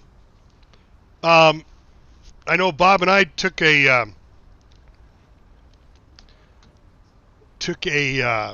half track with a machine gun on it, and I thought I was going north, but I was going east. And we're driving. I was like, man, we should have ran into somebody by now. And I happened to look, and I was like, oh shit, we're going the wrong direction. So we really flanked their ass, came up behind them, and was like, there was nobody there. I don't know why more people don't flank more often, because you can mess up a lot of shit that way. Unfortunately, a guy was close by, and he jumped on the anti-tank gun and put 2 rounds into us and destroyed us. But if we would have known what we were doing, we probably could have lasted a little bit longer.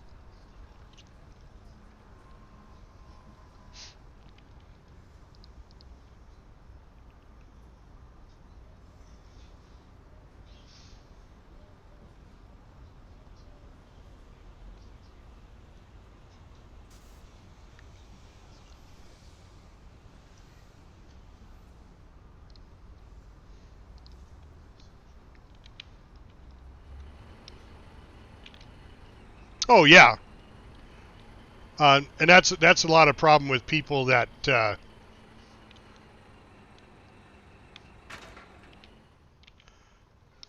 that's a problem with a lot of people, is that um, they don't have the strategy to think ahead.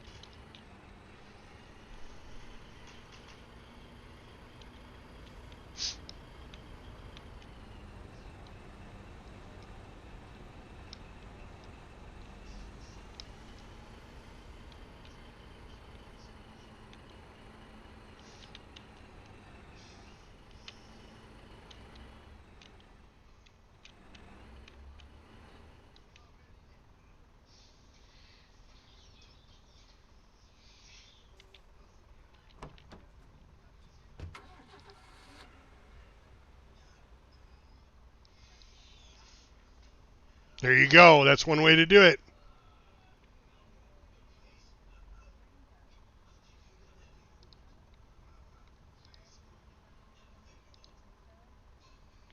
All right. He had a tertiary Stockpile code. I thought he said he put it in here.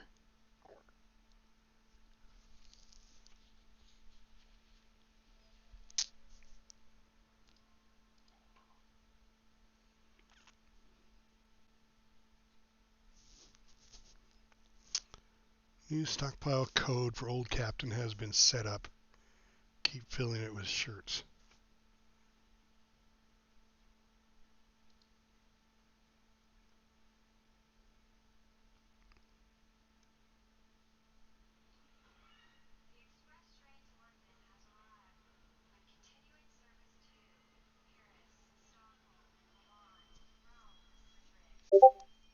All right, well.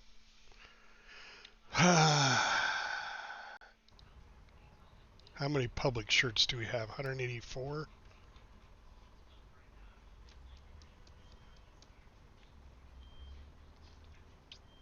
Alright, so both Mahula and GDMC are full of shirts. Let's give them a bunch of medical supplies then. So fortunately these will go to public.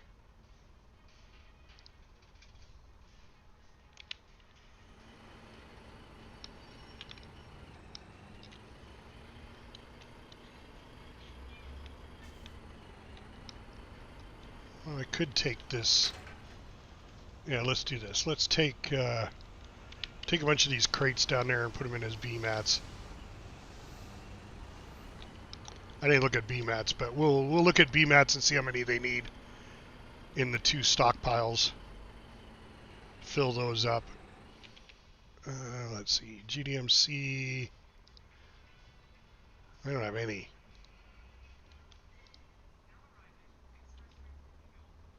Oh, that's Mahula. That's why. Alright, well, how much does GDMC have? 158. Okay.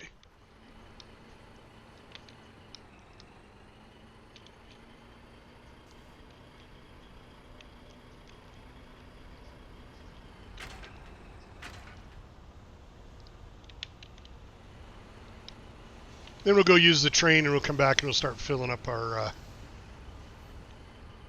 B-mats again.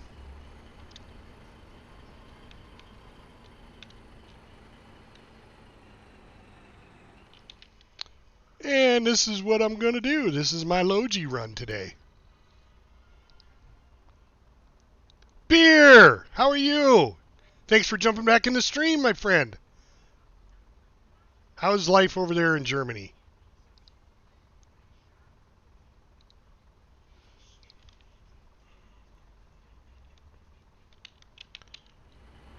So, I'm curious, Beer. So right now we're in the middle of our winter cycle here, and I know you're along the same longitude. But what's your weather like in Germany right now? Is it a winter type weather where you've got snow and cold?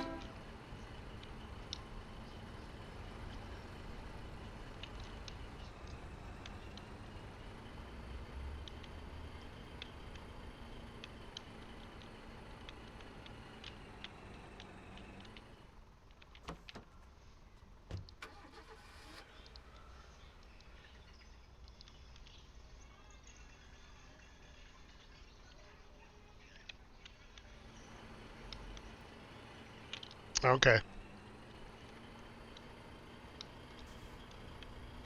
Yeah, right now we're like I said, we're in the middle of our winter cycle, so I've got snow on the ground.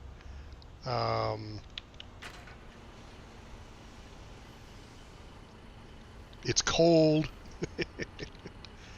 Not exactly go outside and enjoy the weather type weather. I'm in Montana, so which is right below Canada on kind of it's on the Rocky Mountain fault line, but more on the west coast than the east coast.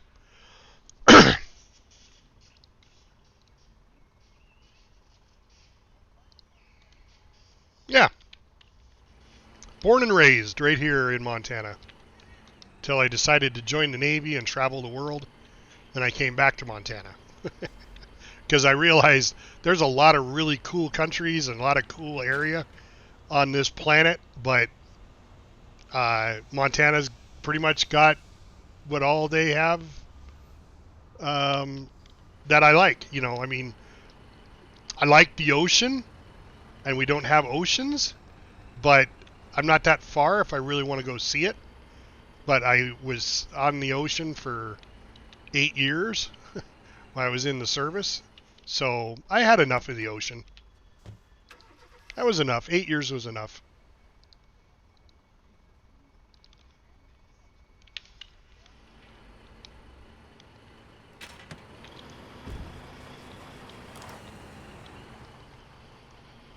It's a beautiful state.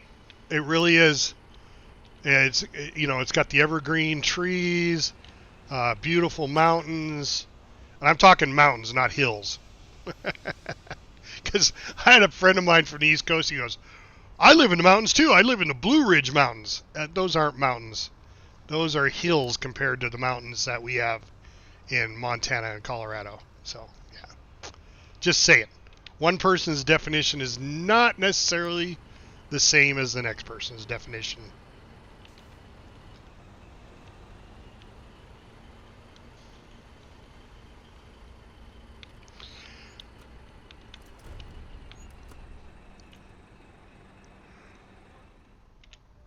Ugh. Didn't sleep very good last night. There was a pressure change.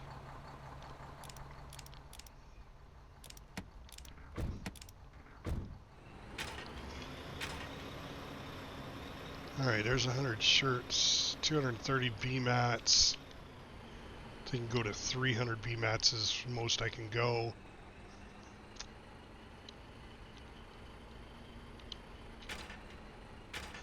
Come on, guys, you can't just park in the middle of the goddamn road.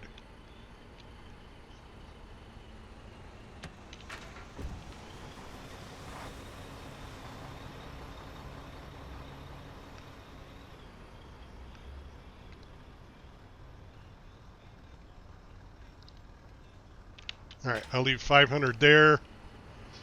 And I'll go to the train and see if I can pull some salvage, start cooking up some more BMATs.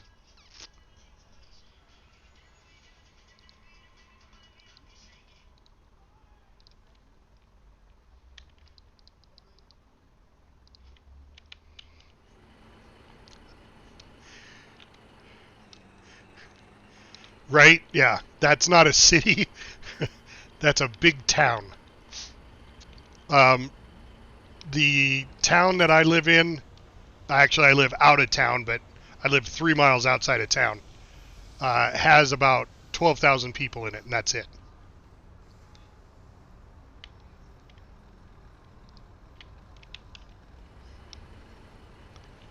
So then you go to a city where they have, 1.2 million people in a suburb.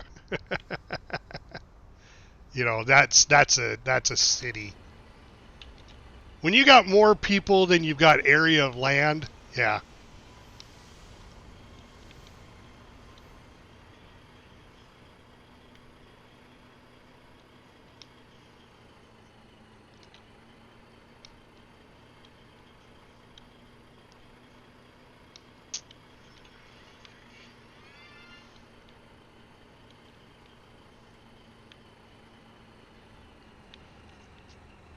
Yeah, no, when I was in Germany, I didn't get to go to Berlin, but like I said, I was in Odenburg and Hamburg and Wilhelmshaven. All great towns, great towns. I enjoyed my time I had there. Okay, 99, there's only 79 in that one. Let's back up to the next one.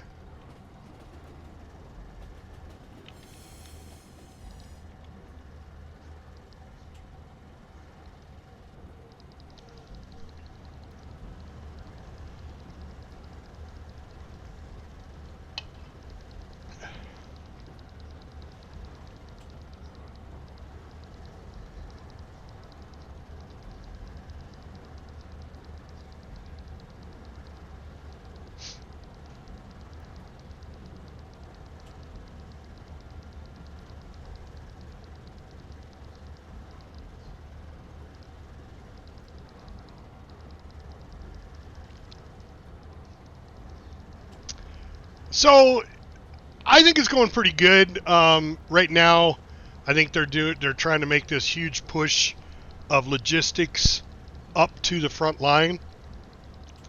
The back line's kind of died off as far as people doing anything back here.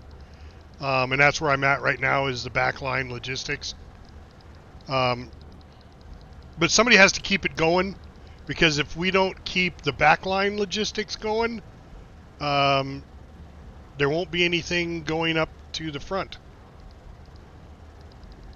or even into the midsection. So I'm just doing my thing on a daily basis. I think the biggest thing I get out of enjoyment is just being streaming this stuff and talking to you guys, meeting new people. The Foxhole community is a great community. I've only met like a couple of idiots. Yes, sir. That is very, very true, Beer. Very, very true. That's true pretty much in any war. The country that produces the most tanks and most airplanes and most bullets and guns, usually the ones that win the war. Usually. Not going to say it always happens, but more times than not.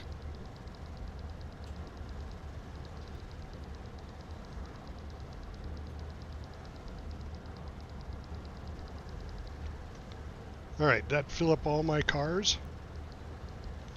Yep.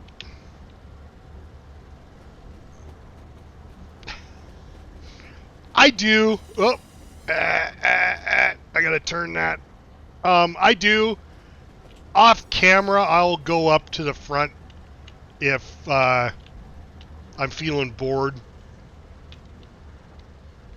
I'll go up to the front. Like last night, after I jumped off stream, I went up to a couple of battlefronts and killed some guys, and they killed me a bunch. But what was frustrating to me is I got up there and I started looking at the stockpiles of stuff they had on the front, and it was like, oh my god, you guys got grenade launchers, but you don't have any grenades. Or you had grenades, but you didn't have any grenade launchers. So then I went right back into my logistics mode.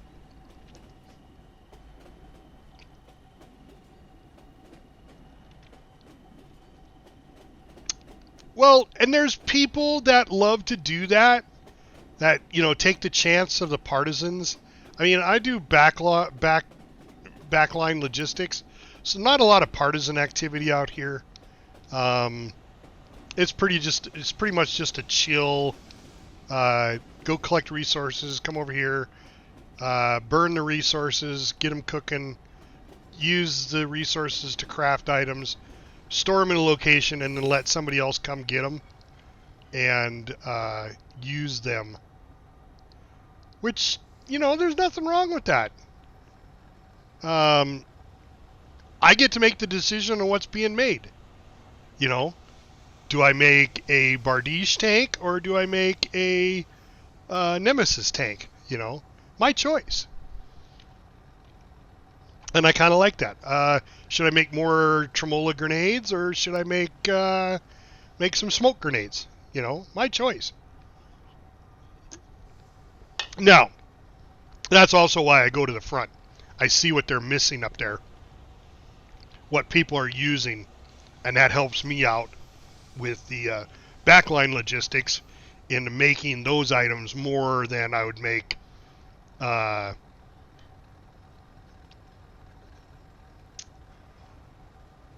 normally.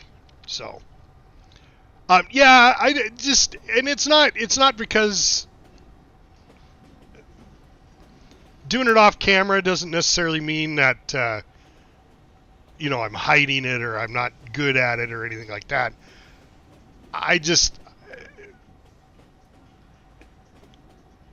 It's one of those things. There's a lot of people that stream combat and not a lot of people that stream logistics.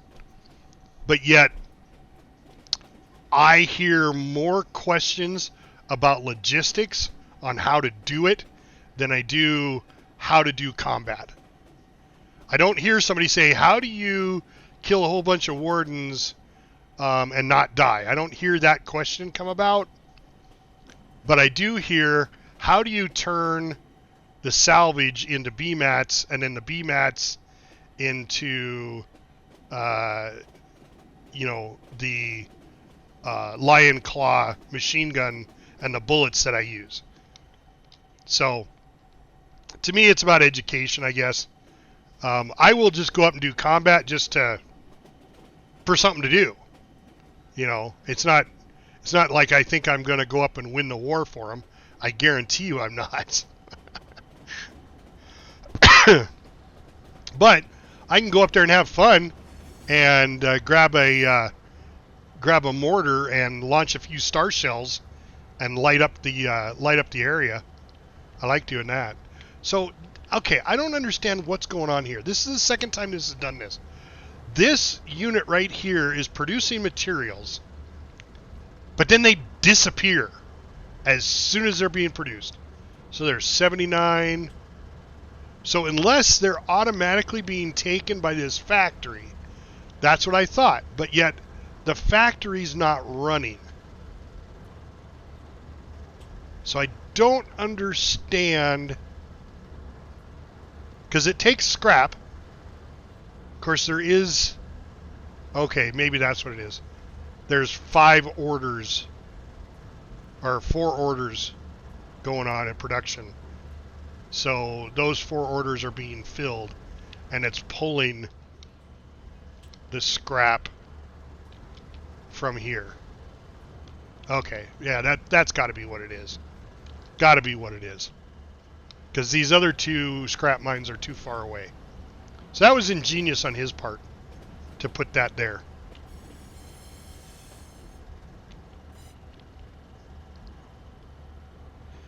And I'm not going to get a lot out of these, as they're just not filling up as fast. But I'll take what I can and get it burning.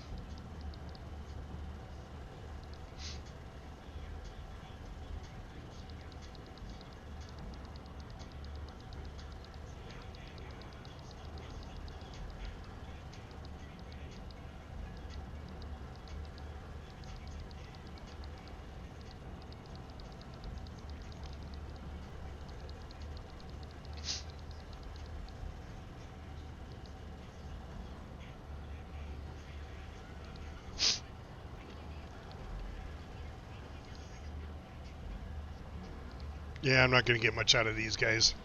Not without sitting here waiting for it, and I'm not going to wait for it.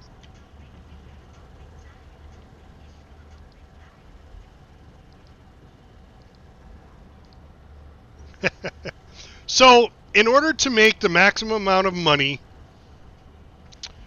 that I can earn, personally, on Twitch ads, I have to have 3 minutes for every hour I stream. So what I do, I could break it down into 3 1-minute ads every 20 minutes. Or I think what I have set up, and I'll go verify it real quick for you, because I don't like to be wrong. Whoops. Content. Settings.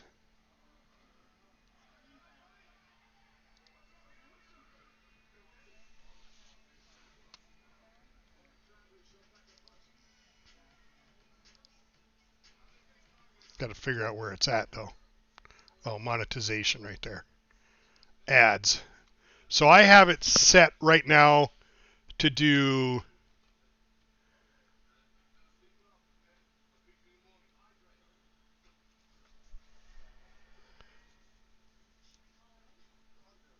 One and a half minute ad break. So I have it set to 1.5 minutes of ads every 30 minutes. So every hour you only see two ads, two ad breaks. Where I could set it up to do like 1 minute every 20 minutes, but then you'd see 3 ad breaks in the hour that you're watching me. And that's the bare minimum that I need to do in order to gain any money at all from advertising. And it's not a lot. I mean, I don't know if you stream or you're doing it, but if you look at your the amount of money that you make, where the hell is that? Analytics, stream summary.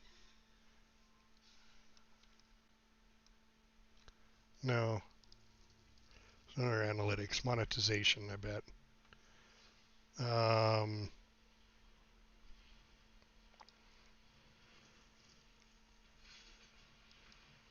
No, it's under that. It's under that. Pretty sure it is. Achievements? No. Yeah. So, and that's what it comes down to. And they don't pay you a lot for, maybe that's where it's at. Yeah, let's look at here. Revenue.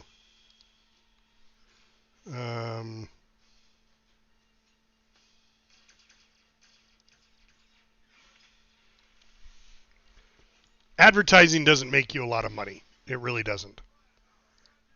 God damn it, where is that? I hate this because they don't set it up very easily for you to figure out where you make your money from.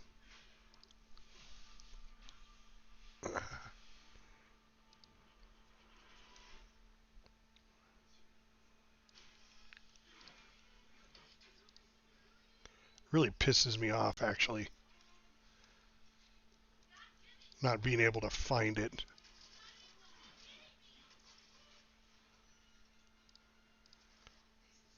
Community, no. It's got to be under analytics.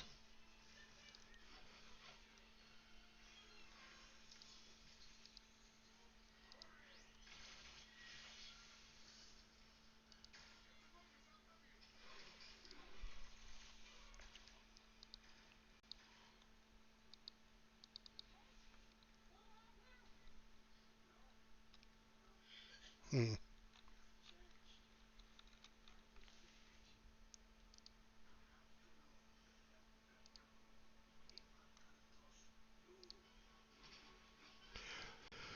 Anyway, it's minor compared to the money that I make when you guys subscribe to me. Even if you use your Prime subscription, that's a $6 subscription for a month. I get half of that. I get $3. I can stream for 3 hours, 4 hours, and I make like $1.20 off advertising. It's nothing. Twitch makes all the money on advertising.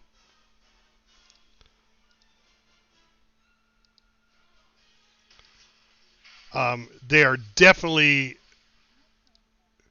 yeah, yeah, I do too. Especially, like I watch a lot of YouTube, and holy fuck, that's all it is ads. And it used to be a 15-second ad that at 5 seconds you could skip it, and now, nope. Since the political bullshit, all the political stuff that went on YouTube, it's definitely not ad friendly anymore. But goddamn it, I wish I could remember where that's at. Streaming tools, no. Viewing rewards, no.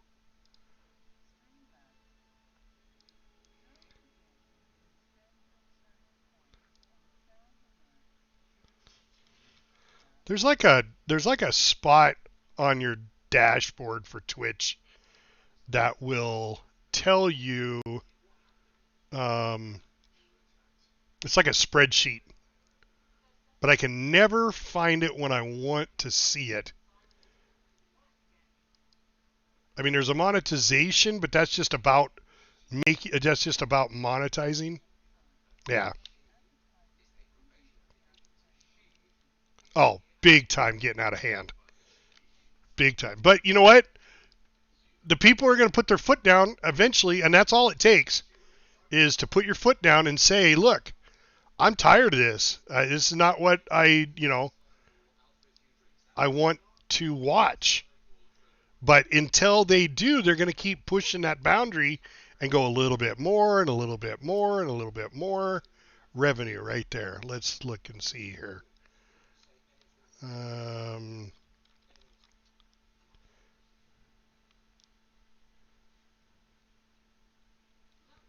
No, this is just where the revenue is coming from. All right. So let's look at ads. Ads is light purple. So let's put it this way. All right. So let's go to yesterday's stream. This is streaming in the last 30 days. Let's go to just yesterday's stream. Oh, I can't. I got to go last 7 days. So last 7 days, my breakdown for advertising, now I only streamed on the 9th, the 12th, and the 15th, which was today. Of course, there's nothing there on the 15th because I'm still streaming. But let's see, the 9th, or the 12th, that was Monday.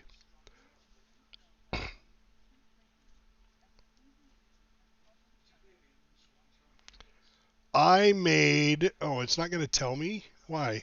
Oh, yeah, it does.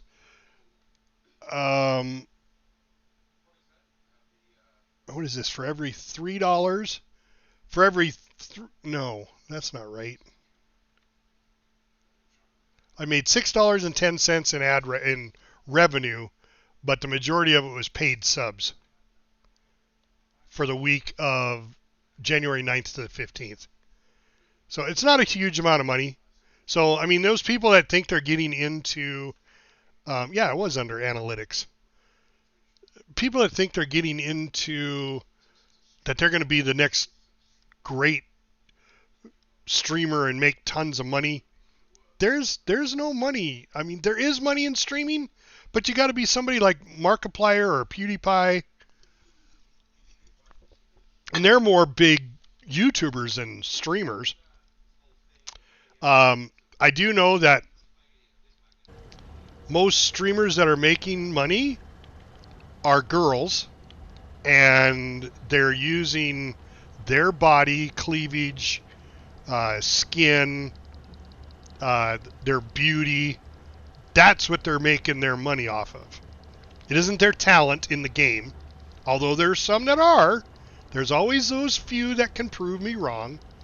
But the vast majority of streamers on Twitch that are making any kind of money are people who are showing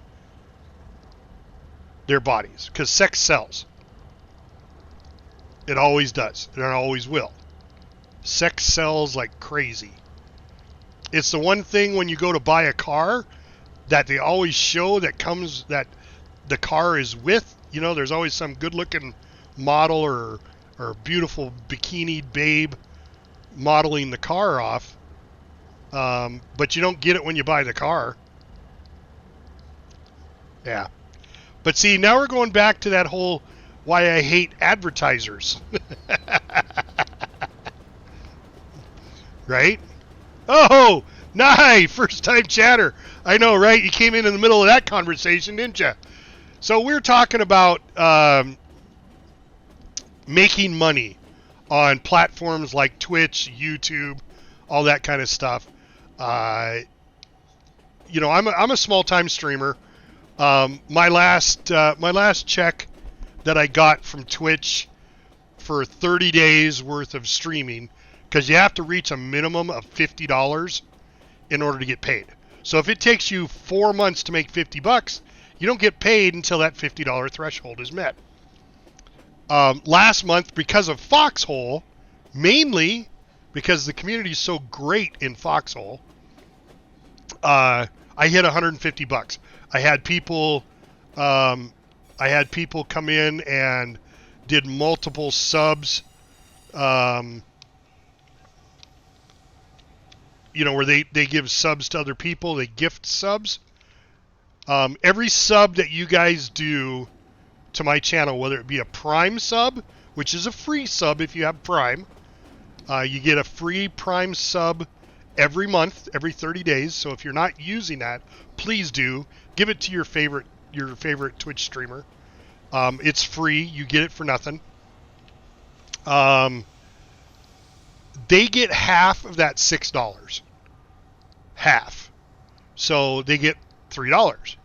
It's like $5.99. Close enough to $6. And that's how I make the majority of my money. Now, bits are the other way. Bits are the other thing.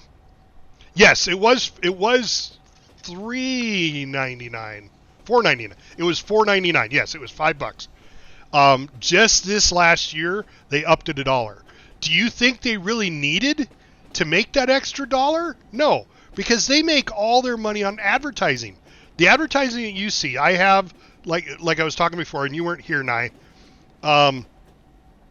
I have 2 ad spots every hour, and they're 1.5 minutes long.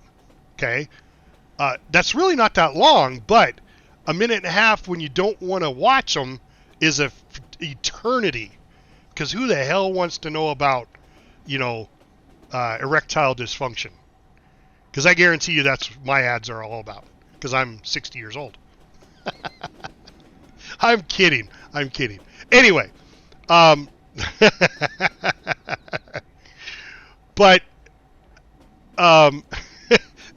thanks, Walden. See, my wife says I'm not funny, but I swear to God, I am funny. So, it's really tough. Happy, joy, happy, joy. Thank you so much for the subscribe, my friend. Thank you so much. Anyway, so with that being said, I just made $3. Woo! But I don't do it, guys. I'm not doing this for the money. I mean, I am kind of, because I'm not employed anymore. I got a disease and I became disabled. Nye, Ren and Stimpy, dude, they're my boys. I love Ren and Stimpy. Just because I think Ren and Stimpy was one of those things that they were so early in the adult cartoon comedy, and most parents didn't pay attention to what their kids were watching. And if they would have, they wouldn't have let them watch Ren and Stimpy. I guarantee it, because there was nothing kid-friendly about Ren and Stimpy. But yeah, I'm a huge Ren and Stimpy fan. Monty Python, the Holy Grail. I love all that stuff. I'm doing my part. Anyway, where was I at? Advertising. So, bit donations. Yeah, there's some good metal versions of that. Bit donations are another way of me making more money. Bit donations is what it is a donation. So they take very little of the bits. So like every 100 bits is $1. So it's really, if you donate 700 bits, it looks like a lot, but it's only $7. I'm a lumberjack and So, I'm okay. I sleep all thanks, night. Nice, for the follow, too. That really helps out. I mean, that put me 504 or 510 for my goal for followers. I appreciate that, my friend. I mean, just less than a month ago, I was going, I'm at 300 followers. Foxhole has done this for me. Foxhole is the one that's given me all you guys as followers and all you guys who have subscribed to me.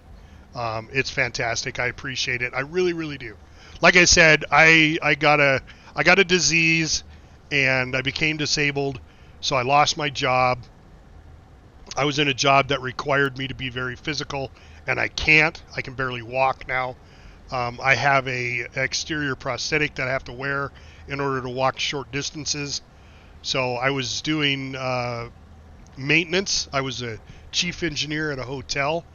So I had to climb ladders and get on roofs and all that kind of stuff, and I can't do that anymore. I can't climb a ladder.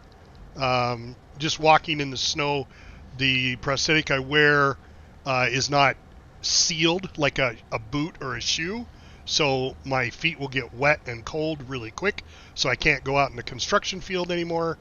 So as far as my career, I'm screwed. So I told my wife, I was like, well, until I can get disability from the government, because I'm not 62, so I can't retire. You have to be 62 to retire. So I got 2 more years to do that before I can do that. I said, I'm going to make a go of my Twitch streams and my YouTube channel and see if I... It takes a year, 1 entire year, 365 days for them to decide whether you have a disability or not. A fucking year. And all I can attest it to is the fact that they don't have enough people working for them. Or they're lazy motherfuckers. That's all I got to say. But that being said, I got laid off in August of 24, and September is when I applied for disability. So I'm expecting an answer here. You know. So how long did it take you to get it? Or did you get it? Because that's, I mean, when you broke a sciatic nerve working, that's a workman's comp claim.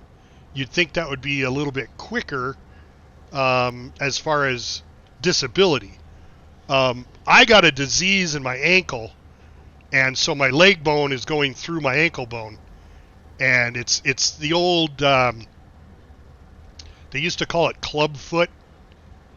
Very, very painful just standing on it and walking. Well, and that could be... Oh, 2 years. It took you 2 years. Yeah. See, and I get that. Maybe that's what they're doing. Maybe they're waiting to see if, for whatever reason, you become better. You're able to go back to work after a short break. 2 years is a short break. But, I don't know.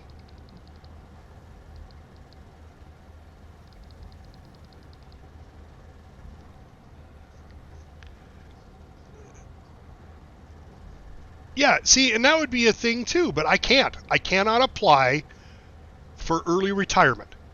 62 is considered early. 67, they kept raising it, and now I think 67 or 68 is retirement age.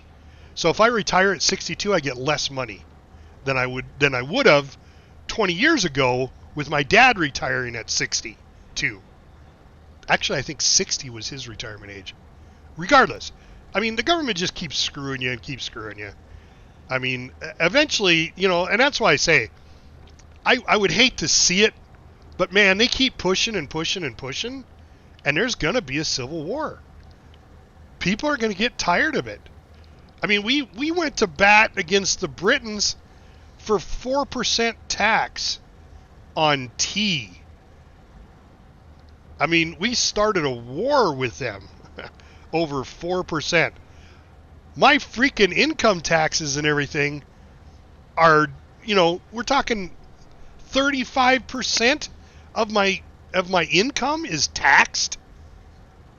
It's ridiculous. Absolutely ridiculous. And I just saw a thing on TV today. I don't know how true it is, but I'm going to throw it out there. So this gal, she had a hairdressing salon, and she had all these girls working for her. And she said to these girls, how much do you think I pay as the owner in taxes for you guys to work here at this salon. And they were like, oh, 20,000 a year. Oh, 20, 30,000, 40. The person that was the closest said 100,000. She pays $222,000 in taxes. Now, maybe she doesn't have a good tax accountant. That could be, I don't know. But she says she pays $222,000 in taxes a year.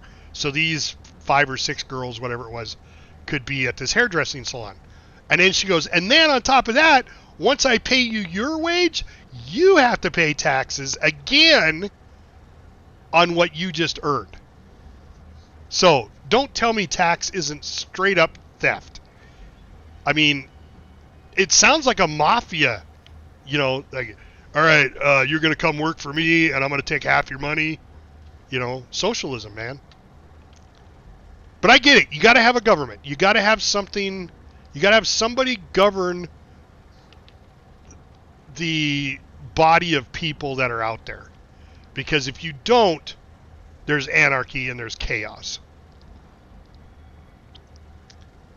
But there's also too much control is not a good thing.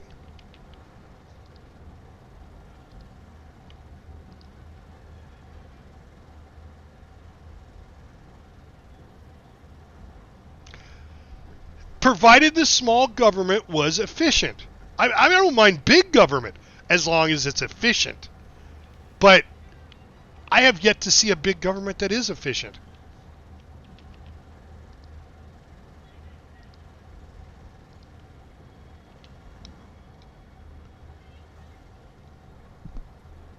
Haven't seen one. No big government. No government at all that I've ever seen is efficient. It's horrible. And there are things we can do about it, but we have to work at it together. And that's the problem, is getting all these people together to do that. Now, we went to war against the British over 4% taxes, like I said. The great Boston Tea Party. That's all fine and dandy, but we didn't have 200, or how many people we got in the United States? I don't know, 1 billion people? We didn't have 1 billion people back then. We barely had 1 million, if that, in the 13 colonies. There wasn't that many people. So it's easy to get that many people together, or the majority of those guys together, to do something. But when you've got hundreds of millions of people in 50 states, the more people you have, the harder it is to get them to all work together. Hell, you can't get people to like the same kind of food, let alone work together.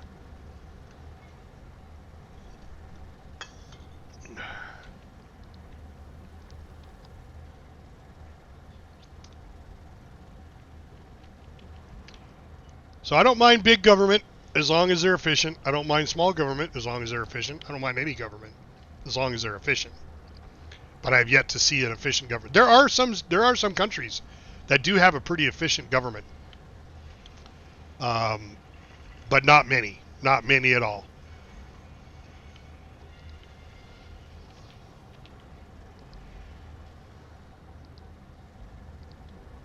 Alright, this train's almost full and I've almost emptied these mines out. So as soon as I get this done, then I'm going to go turn this in and cook it off, and we'll see where we're at from there and what we want to make. I need to make more shirts. Or not shirts, I need to make bandages and plasma and more med kit stuff.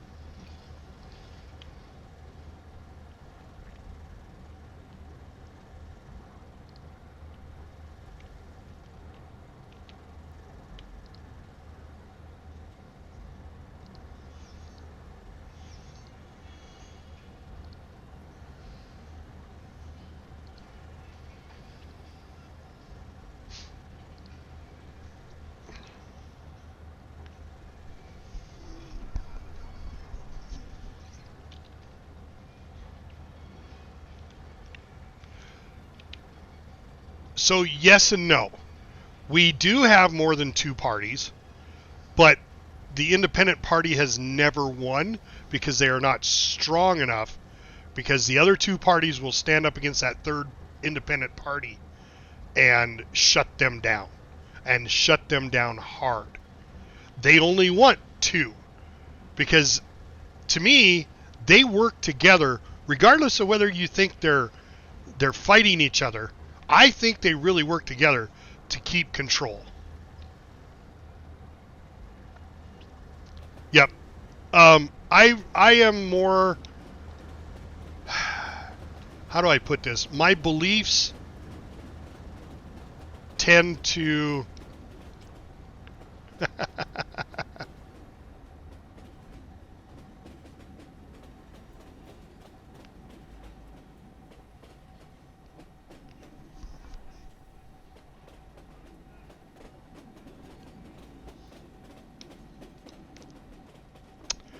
Yes, and I would agree with you that, and thank you as a first-time chatter.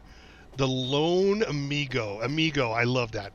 I love the movie The Three Amigos, so you're now my favorite chatter, amigo. No, I agree with you wholeheartedly. The reason we have so much government is because each one of those governments needs to have their own budget. Oh, is it? Great. I love The Three Amigos.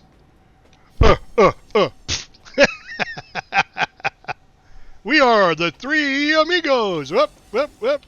Need to flip the switch. Flip the switch.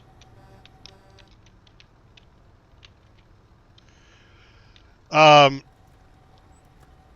reason there's so many federal, state, county, city, school district, water, like you said, is because each one of them has their own budget and their own agenda. What you're talking about is an efficient government. You're talking about a small government that doesn't have many divisions because they can handle all of the problems. We've separated ours down into tiny little micro problems and then given control of that micro problem to a specific division of the government. Realistically, there's only federal and state.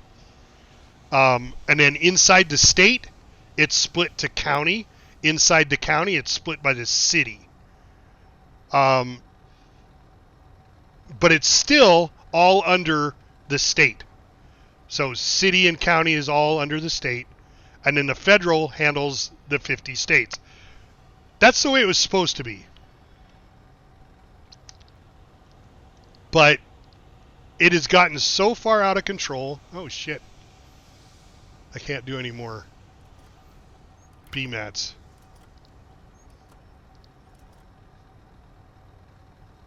Alright, let's do this. Let's put this to public.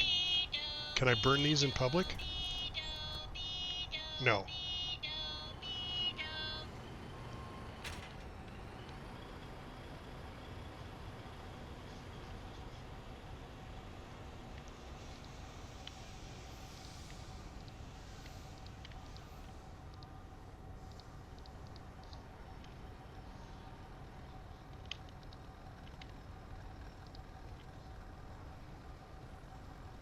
So, okay, but here's the thing. Is it really free, though? Your government is paying for it. Somebody's paying for it. And where does the government get their money? They get their money from the taxpayers. So, as a taxpayer, you look at it and you go, oh, my health care is free. But it's really not free because that doctor and those nurses and all the drugs and everything that are there still have to be paid for by something. It's not like the drug company gives the hospitals free drugs. They make it and they say, oh, here, you're a hospital, we'll just give it to you. No, they still sell it to the hospital. The hospital has to buy it. Well, they have to get their money from somewhere, and they get it from the government. So the government gets their money from the taxpayer. Yeah.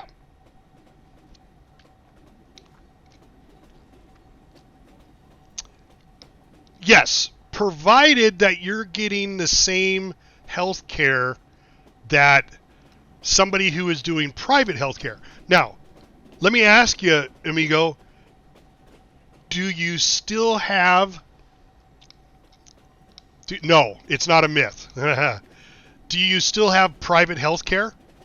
Can you get private healthcare if you have the money for it?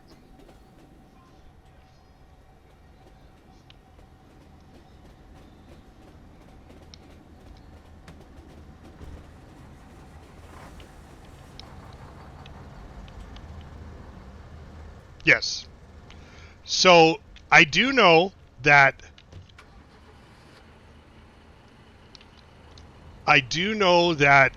in the United States, that if you go to a hospital with a medical emergency, not a cold, a medical emergency, you chopped your leg off, whatever, they cannot refuse you medical treatment. Now, that doesn't mean they can't come after you later for the bill, but you can get medical treatment.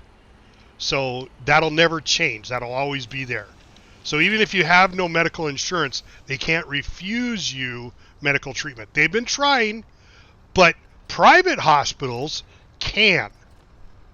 Private hospitals can refuse medical treatment, but that's because they're private.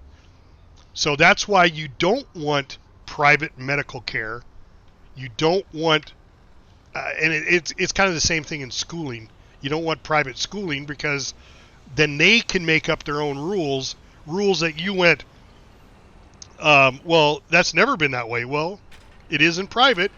So there's a balance. There really is. There's a balance between them. And I'm not saying one's better than the other. You just go off history, and how do I word that? Going off history, the system we have works, and it's been working for a long time. It's because they're slowly starting to change it. Yeah. It's very true, Nye. I don't know. I hear this all the time. I have a friend of mine that lives in Canada, and she's not a Canadian citizen, so she does not get the free health care, but her husband, who is a Canadian citizen, gets the free health care. But the taxes that he pays is, in my opinion, outrageous. But there's a lot of other benefits. I mean, you know, it's 6 of one, half a dozen of the other. You know what I'm saying? You can call it free, but somebody still's got to pay for it. It's just like schooling. You know, we forgave all these loans. The federal government paid off all the loans for these college kids. Well, where do they get that money? They got that money from the taxpayers. People like you and me. I didn't go to college, but I'm paying for somebody else's college? How is that fair? I work my life. I work all my life. I work hard. I earn my money.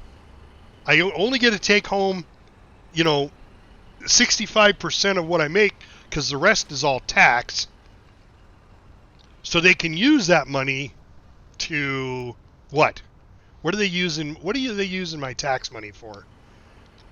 To pay off some kid's college loan? Well, he chose to go to college. It wasn't like I forced him to go to college. Yeah. Well, and then there again, you brought that up. I did.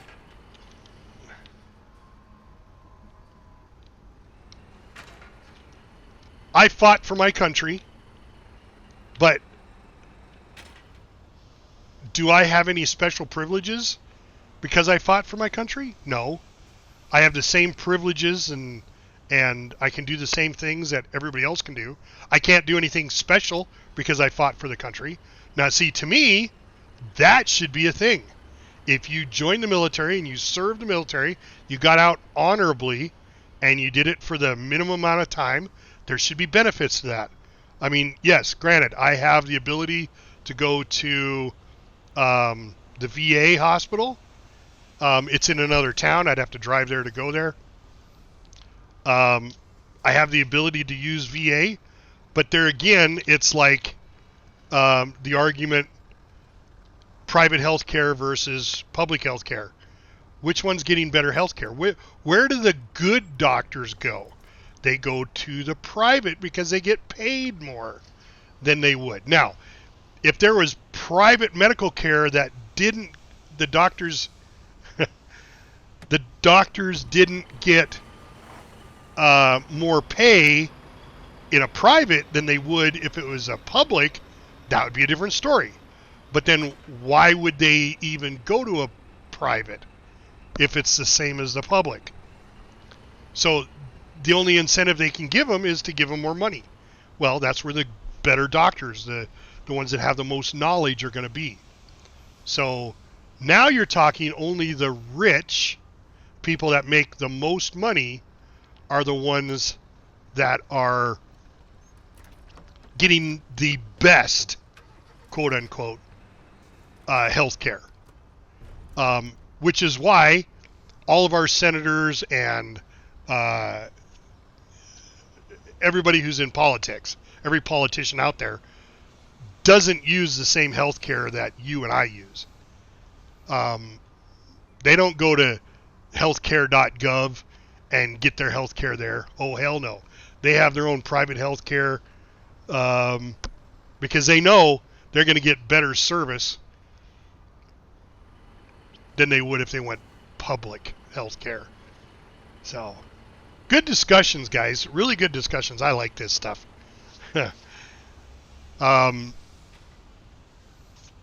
Because I'm not typical.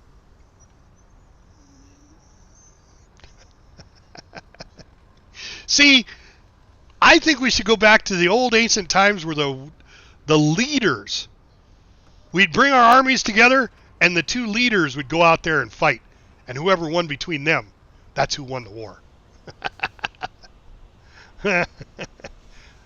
They realized really quickly, well, I don't want to die for my country. Yeah.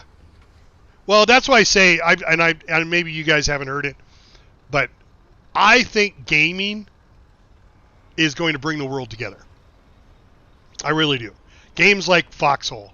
Yes, we're fighting this pretend war, but we all are in love with the same game.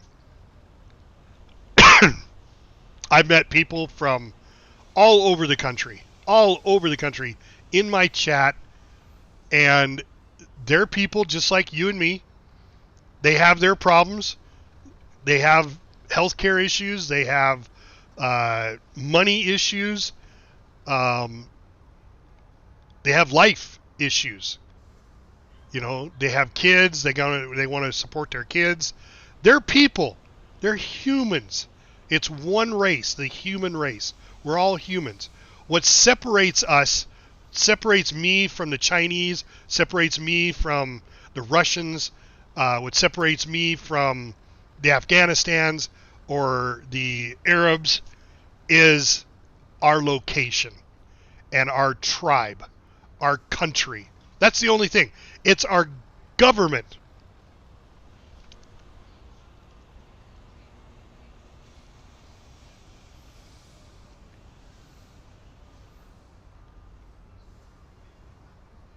Sure. Well, there again, beer. It's well,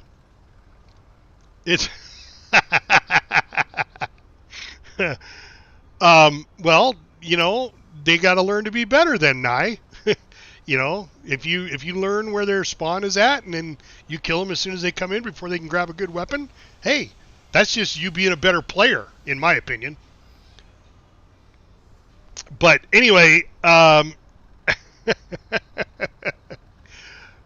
Beer, to answer your question, it's 6 of one, half a dozen of the other. You know, you either pay for it with your taxes and you get it for free, or you pay for it out of your pocket like you are doing for taxes. Now, with healthcare like you're talking, where everybody gets equal healthcare, if you make $200 a month and I only make $100 a month, we're getting the same healthcare under your policy of free healthcare. But how much do you pay in taxes because you make more money versus how much do I pay in taxes because I don't make as much money? You're paying more in taxes because you make more money, and I'm paying less. But we're both getting the same amount of health care, the same quality health care. It's still free. Is that fair that you're paying twice as much in your taxes? So you're paying for part of my health care, not just your own, but you're paying for mine because I make less money. And so the more money you make, the more you realize you're paying for everybody else and that they're not stepping up to do their part. Now, there's no perfect solution. There isn't. Because if there was a perfect solution, I would think as smart human beings, we'd already be doing it. So I have to get something to drink because my throat's going, and we're having great conversation. So don't let it go away. I'll be right back. I just got to go to the refrigerator, but it takes me a minute to get there because I have to hobble to get there. But I have my headset on, and I can still speak while I'm gone.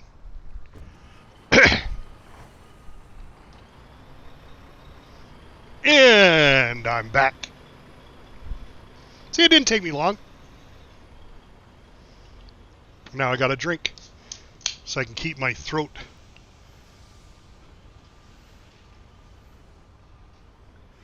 what do they call it? Hydrated.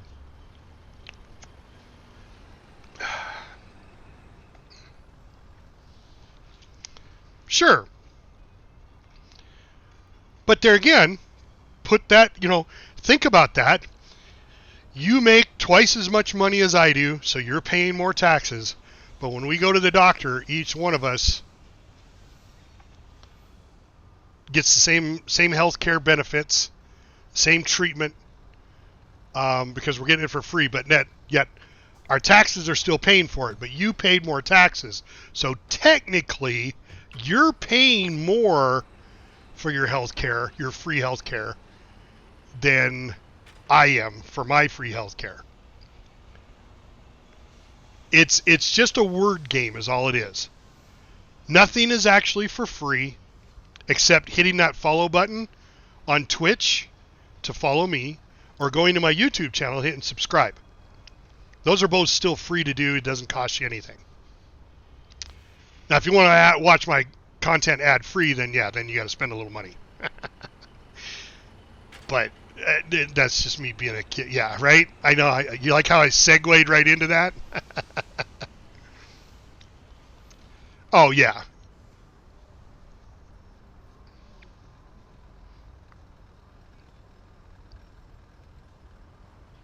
Right. And you probably pay... You tell me if I'm wrong, Waldeman. Tax-wise, you probably pay the same amount of tax. So if I only make $100 and you make $200, and tax is 10%, you're going to get charged $2, right? I'm going to get charged $1 for taxes. Now you still have $190 or $180, and I have $90, but you paid more taxes than I did. And so when that $30 tax money goes to pay for health care for you and I got $15 of health care and you got $15 of health care. Even though you paid $20 in taxes, $5 of your $20 went to me because I only had $10 in taxes. So that's all I could afford, but yet my bill was $15. It's just a word game is all it is. Free is nothing more than a word game. And I get it. Trust me, it's really hard to see past free healthcare, free schooling, free anything. Nothing is free. Somebody somewhere pays for it. And nobody does anything in this world, anything, without the thought of making money from what they're doing. Molo!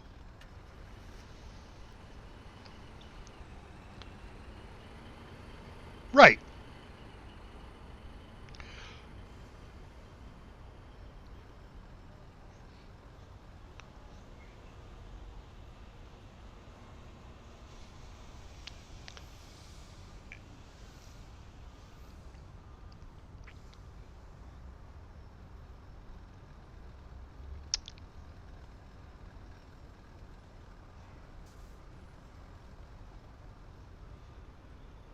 Correct. And I agree wholeheartedly with that, Beer. That's one of the problems we have. But here's the flip side to that. Okay? We let the rich and powerful make the rules. Every single congressman, and I don't know what they call them in Germany, Beers, I'm sorry, but every single politician makes more money than they ever should. They shouldn't make any more money than a general manager, because that's all they're doing. They're looking at a situation and they're making a decision. That's all they're doing. CEOs of a major corporation, what do they do on a daily basis? Has anybody ever asked? What do? They make decisions for the company, and they make decisions that would benefit the company to make more money. So everything's about money. Now, do you think you could do that position? Do you think you could make that decision? Somebody comes up and says, hey, if we go down this road, we're going to make this amount of money. If we go down this road, we're going to make this amount of money, which is less. Which should we do? Well, that's a no fucking brainer. Go with the one that makes more money. Well, but if we go down that road, we're going to piss more people off. But we're making more money. Right? Happy, happy, joy, joy, happy, happy, Beer, joy, thank joy, you so happy, much for happy, the joy, subscribe. joy. Happy, happy, joy, joy. Oh, neat. Nah, you gifted him that sub. Hey, I appreciate that. Oh, you gifted a sub. Dude, you're the man.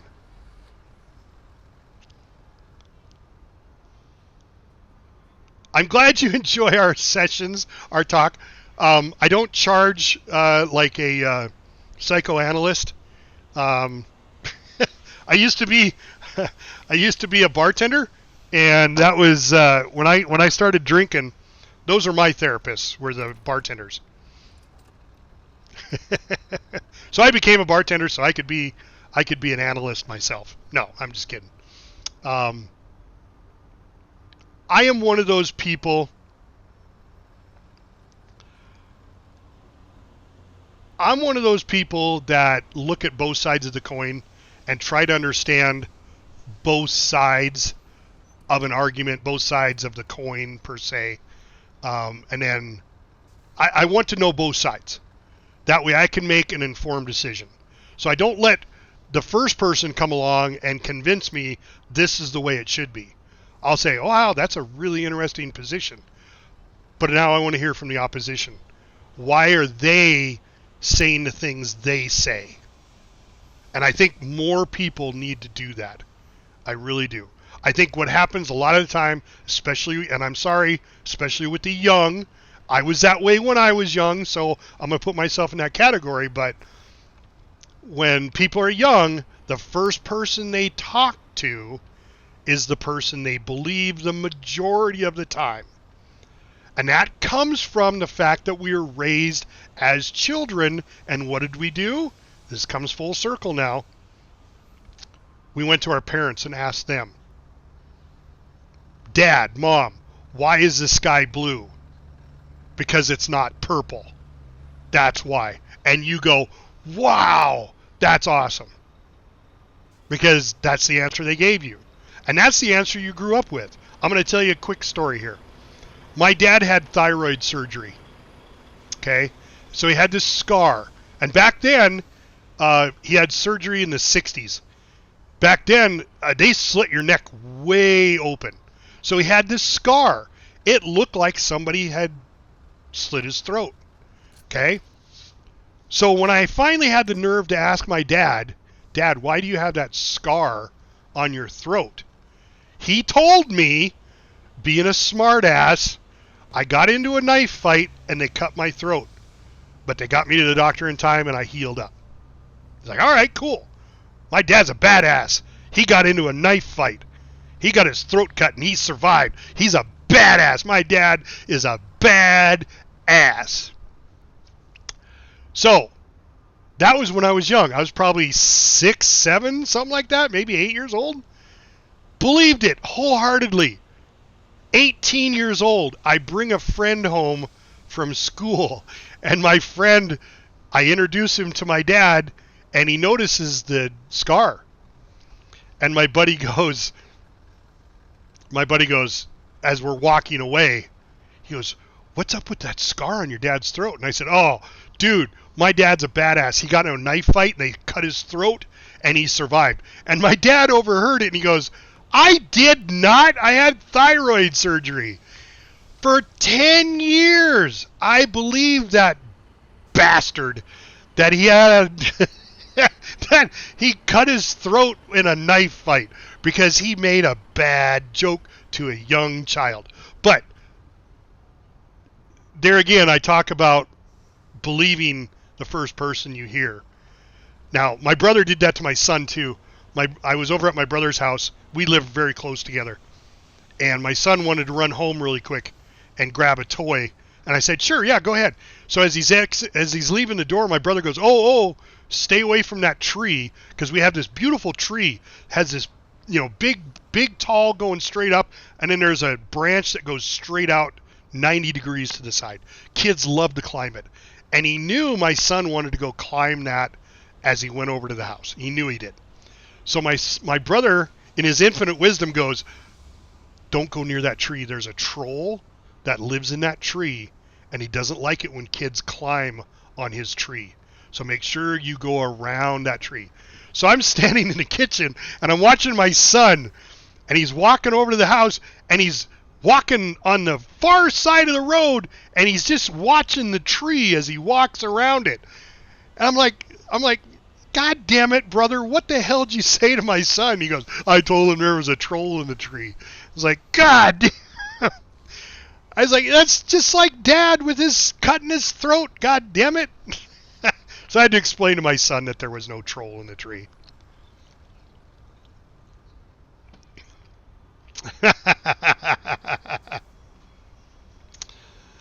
All right, so let me read beer. Your comment came in while I was talking. On the other hand, Jim, I really don't have the opportunity to put other people in power. You don't have the opportunity to put people in power. You don't vote for the people that go into power in Germany. Biggest newspapers in Germany are privately owned. Yeah, ours are too. Our newspapers are privately owned. They never used to be. Well, they were, but they allowed them to be non-biased. Now all of our fucking newspapers and our television, it's all biased. They have their agendas, their political agendas, and they're not afraid to use it. And people don't understand that that's happening. You need to really watch what you watch now, or watch what you read, because it's all being bent and shaped and molded a certain direction, so you fall into line. Now, I can't say that's the way it is in Germany, but if that's what's happening in Germany, it's happening here in the U.S. also. So I feel sorry for you. I feel sorry for us. Ever since Trump and Hillary Clinton got into it, Nye. All right, Nye. Hey, thanks so much for the subscriptions, my friend. I really appreciate it. And yeah, go have some Fallout 4. I do play Fallout every once in a while, not as often as I used to. I picked them all up when they went free here not that long ago, but I already had a couple of them. It's a great game. I love the show. If you haven't watched the TV series for, it's not called Fallout though. Whatever the hell this TV show about Fallout is. Maybe it is called Fallout. Anyway, that's a good show. And they are coming out with a second season. Just so you know. I verified that. So, thank you so much, Nyes. Don't forget, come back and see me. I'll be on tomorrow. I don't know what we'll be talking about, but who knows? How to ruin... Exactly, Molo, exactly. How to ruin a country. Well, it's like I said before. The smaller the countries, the easier they are to manage. When you start getting into the big countries, you can't make everybody happy. You just can't. There's no way in hell. Everybody's got different opinions on everything, and yeah.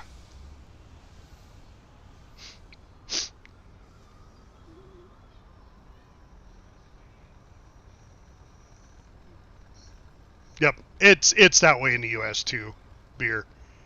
And it's unfortunate because, you know, I say this before, there is no difference between me and that rich politician or that powerful politician. If I cut them, they're going to bleed. If you cut me, I'm going to bleed. We're still human. But they have a different drive and a different motivation. What is the purpose of controlling everybody and the way they think and the way they act and what they do? Power. What is power?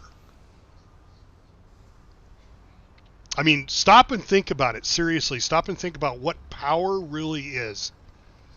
It's your ability to get away with shit that is against the law, or the way to get around the law because you know more. Plain and simple. That's all power is. You know, you can watch it on YouTube. Some judge will get pulled over for speeding, and the cop will let him go because he's a judge. And the judge, the one I specifically watched, was the judge goes, jumped right out of his car after getting pulled over. What did you pull me over for, boy? And the police officer's like, sir, get back in your car. Get back in your car, or I'm going to force you to get back in your car.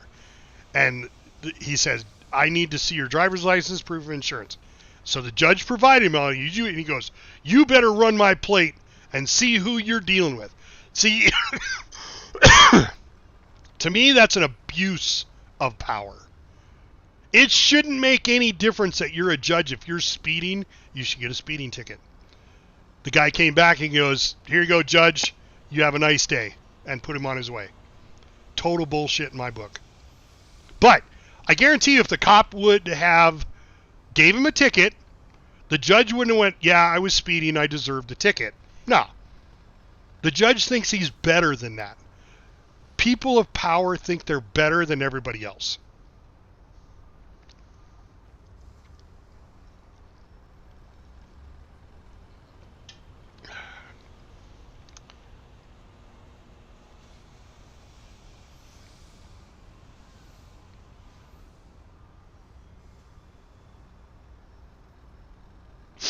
Yes. I agree with that wholeheartedly, Beer. I mean, it's just... And I guess I still hold to the fact of why. Why does the judge think that he should be allowed to speed and not follow the law that he has sworn to uphold? See, to me, I think that judge should have got disbarred. His driver's license should, I mean, whatever penalty there is, it should be applied to everybody. But with power comes corruption, and with absolute power comes absolute corruption.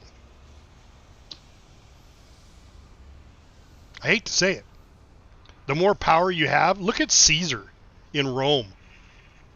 If Caesar hadn't let the power go to his head and ruin people's lives and just govern them, I mean that was the whole point. of putting him in charge is just to govern what's going on. We're going to put you in charge to make decisions to better the Roman Empire.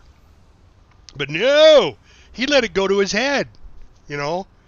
He started I got to have sex with my sister, or I got to do this, I got to do that. That's,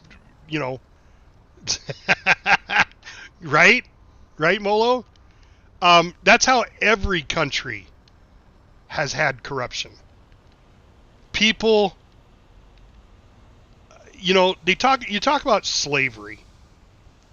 Every country, every race, and I say race as in, like, it's not the human race, but like race as in black people, Chinese, whatever nationality you are, has had slaves. They still have slaves. We have economic slaves. We put you in such a shit position and give you such a shit job for low wages, and then dangle carrots in front of you saying, hey, you could have this if you work harder. For what? Because we don't want to do the work ourselves. That's the whole purpose of having slaves. We don't want to do that. We don't want to clean the house. We don't want to cook our own food. We want somebody to cook it for us. We want to sit back and be, I'm almighty and I'm all powerful. Who gives a fuck? That's the way I say it, because I guarantee you, if I walk up to you and I take a knife and I slit your throat, you're going to bleed to death. There's nothing special about you. Nothing at all. Monarchs are the same way. I don't believe in monarchies either. Kings and queens, and who gave them the right? Monty Python said it best. The worst system of government is some watery tart lofting scimitars at people for them to be in charge. When King Arthur holds out, I was King Arthur and I was given Excalibur to be your, Lord and Savior, blah, blah, blah. And then the old gal's on the ground. She's like, some woman in a lake throwing swords at people is not a form of government. It's not a basis of government. You shouldn't base your government off that. Unbelievable. It's unbelievable how the humans, as an individual, I believe humans are very smart. But as a group of humans, god damn it, we're stupid. We're just dumb as a box of rocks. I'm just saying. Oh my god. I gotta get back to playing some Foxhole. I've been sitting here doing nothing. Shit, I've been cooking bee mats up forever. I have 9,000 bee mats already.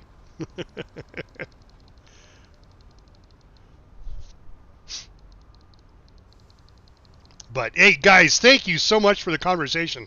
I love these conversations.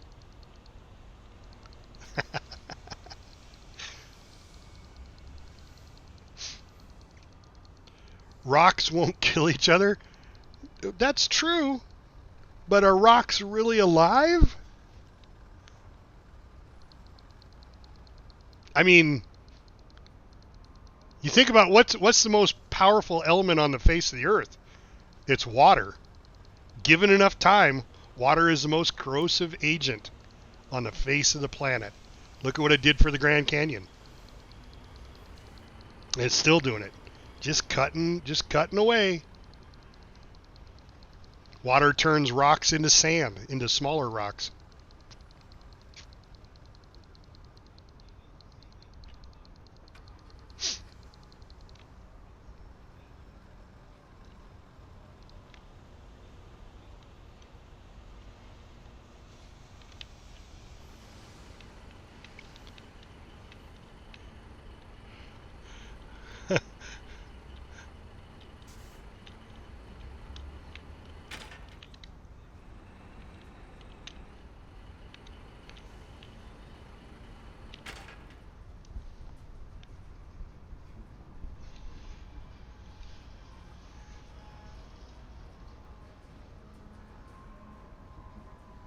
Well, thank you very much, Beer. There are good Americans out there. We're not all assholes. We're not all better than everybody else in the world. That's just our propaganda. That's why I say gaming is going to take over and make this world a better place. Because we all enjoy playing a game. Once we enjoy playing something together and doing stuff together, we realize we're not that different. We have difference of opinion, absolutely, and I admire your difference of opinion. I appreciate it, I really do. All I'm saying is just, I guess the end result of all of this is just think. Look at both sides of the coin. Look at both sides of the argument and make up your own mind. I mean, honestly, look at one side and then honestly look at the other side and then decide for yourself which is what you want to do. And that's all you can ask of anybody. Just don't get sucked into the politics, the propaganda of one side. Because there are always two sides to an argument. And when you realize there's two sides to an argument, it can be life-changing. It really can. So, and there's not a right answer. There are no right and wrong answers. There are only answers. And there are only answers for that time frame, right? At one time, abortion is legal. At another time, abortion is illegal. And it bounces back and forth, you know, which is true.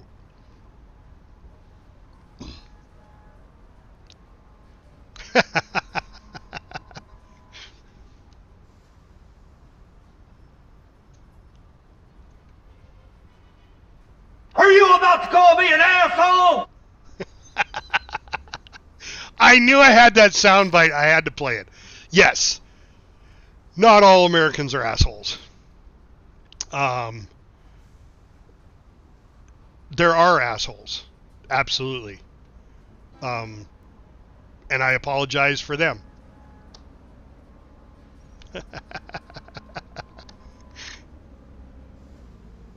Dude, you almost got run over there, Norbert. Dude, fucking ban this guy. Yeah, you almost got run over.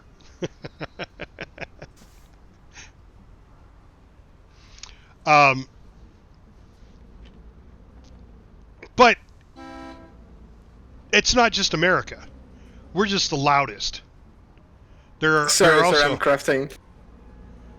There are also people in Germany. There are people in Turkey. There are people in Africa. There are people everywhere in the world that are assholes. Well, it's like this guy. I'm sorry. It's like this guy trying to run this guy over.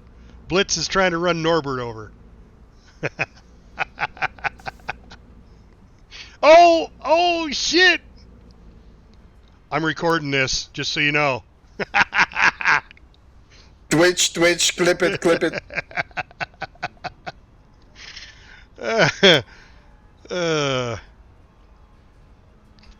How'd you know I was streaming this on Twitch?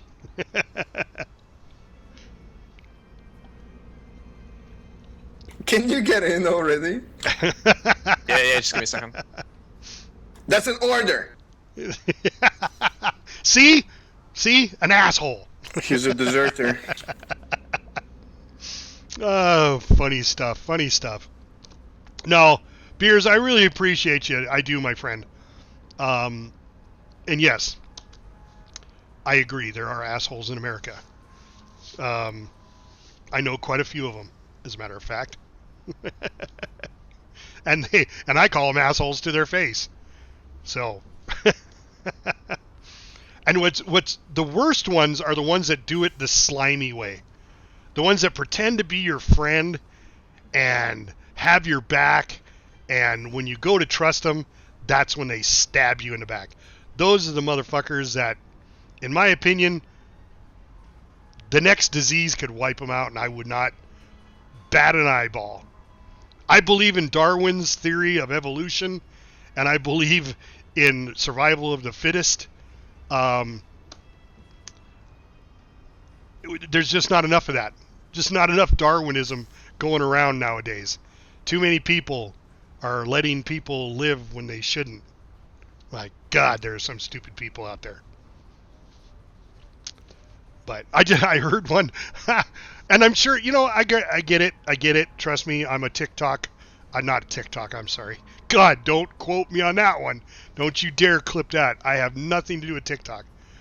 But I watched a TikTok where this gal was like, I don't get it. I pay all the bills. I pay the power bill. I pay the water bill. I pay the garbage bill. I pay the rent. I pay the auto insurance. I pay for the car. All I ask him to do is, all I ask my husband to do is one thing: give me the money. I about fell out of my chair. I sent that to everybody that I know that was single, and saying, this is what marriage is all about. Don't get married. That was great. But, that's, people sum up their lives that way.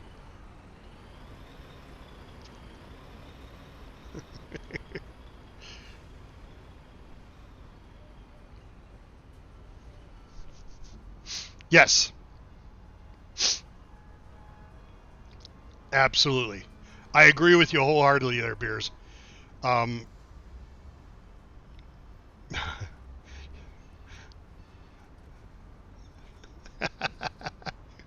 that's like when Instagram came out, and then there was the what's the tweeting one? X now. It's called X, but wasn't it called Twitter? So me and my buddy were going down the road, and we were talking about how stupid those platforms were. And I just happened to say Insta-Twit for Instagram and Twitter. And I've been using that ever since. These Insta-Twits that are out there. So that's what I call people on TikTok, Instagram, all these guys. It just goes back to that same thing I was talking about. Everything happens, everything is done for a reason, and that reason is money. These people are out there dancing. They're out there, putting buckets over people's heads in a grocery store or whatever it is to make TikTok videos because that makes them money. That's all it is. It's entertainment. But those are the people I'm talking about that Darwin should have taken a long time ago. Those are the kids that, God, I don't know how many cop videos I've watched that they're like, it's just a joke. It's just a TikTok thing. Well, but it's illegal. So because it's illegal, you are going to jail. Oh, but I can't go to jail. I'm just a TikToker. Well, when you do stupid shit, you should get stupid prizes. That's the way I look at it.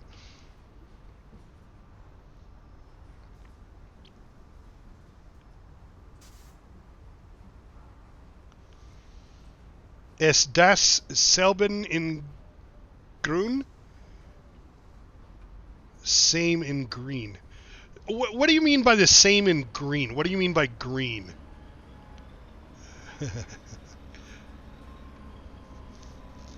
See, to me, when you say green, I think I'm thinking more along the lines of ecology. Green energy, stuff like that. So my green, what I'm thinking is might be different than what you mean by green. I got to come up with a new series to watch. So I've got all the Mission Impossibles, but I'm not in a Mission Impossible mood. I started off watching X-Men. I suppose I could do more X-Men.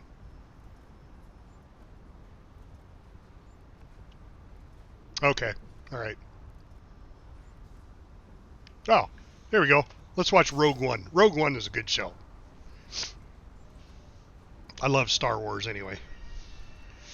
Rogue One was one of my favorite shows because the first Star Wars movie, which was number 4,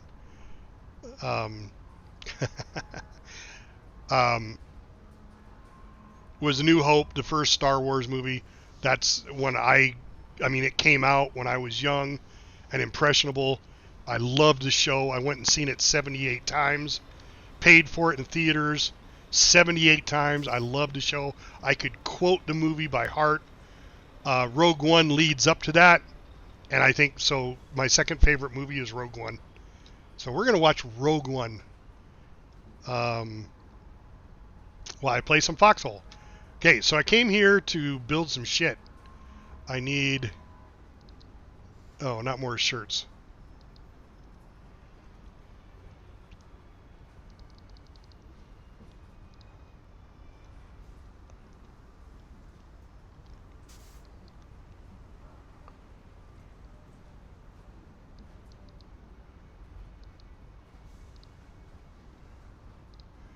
Make some tremoles. Cook up some tremoles.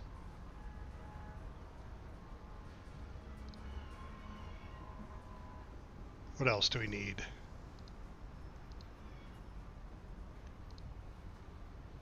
I think we'll do some more winter gear for the guys up front fighting the wardens. They need their winter clothing so they don't freeze their nads off.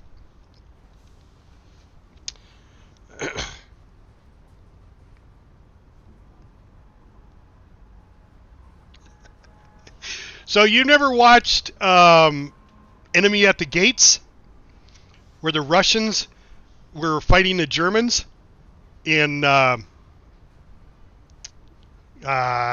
don't remember what city it was. I don't think it was Kiev. It was, anyway, regardless. They would hand guy number 1 a rifle and guy number 2 a clip of ammo. And then he's standing up there with a bullhorn. When the guy with the gun dies, pick up the gun and use your ammo. That's what you do. Stalingrad. Yes, Stalingrad, because it was after Stalin. That's why they fought so hard for it, because it was, you know, his namesake city. So yes, great show. Love it. And I love that line. When the guy with the gun dies. What a way to win a war. So yeah, so that's all you got to do if you're out of ammo. Just run out into the field and pick up some ammo from somebody else.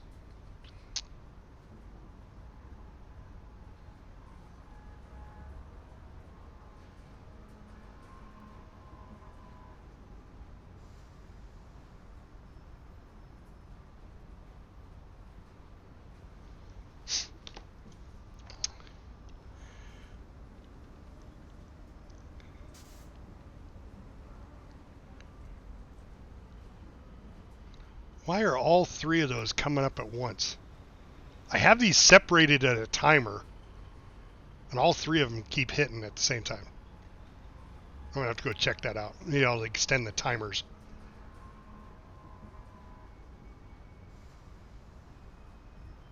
When it comes to...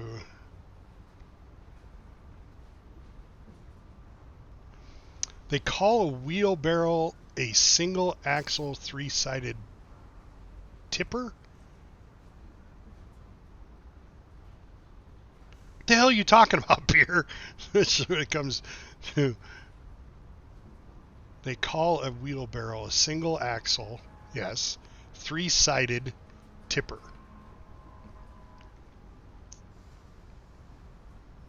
I guess I can see that.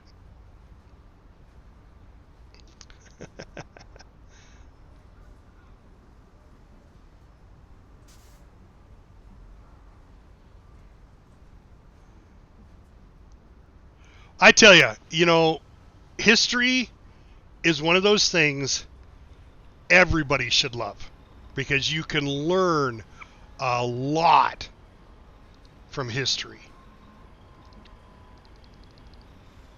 I mean, literally, you can learn so much from history.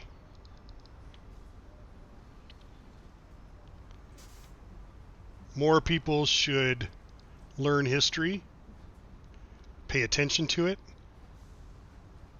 Okay, we're going to get these trolleys and we'll go turn this in down at the port. I am a huge World War II history buff, and it just amazes me at all the turning points, all the wars, that if it had gone just the other way, just by a little bit, everything would be different. I mean, that just amazes the hell out of me.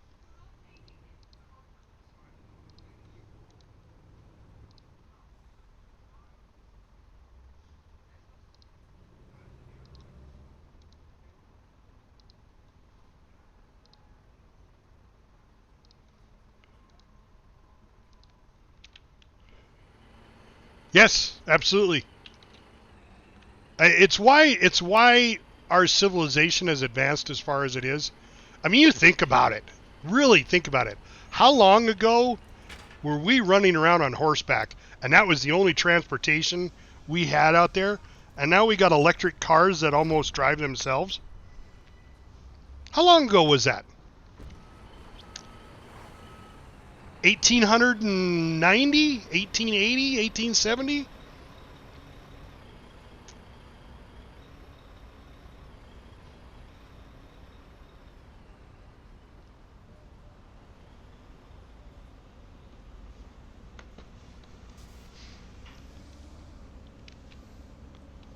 Let's see.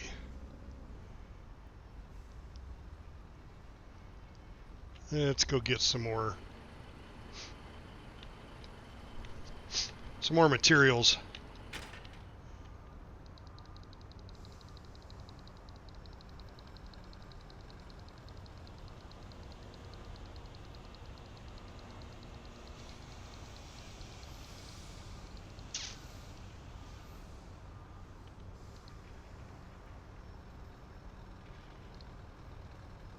So my point being, it wasn't that long ago we were running around on horses, and that was our main transportation.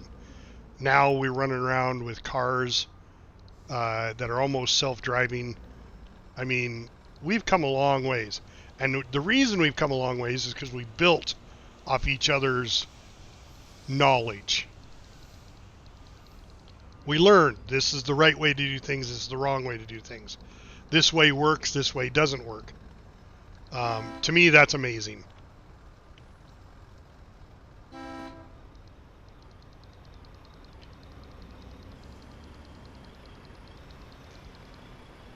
And that comes from the advent of language, written language.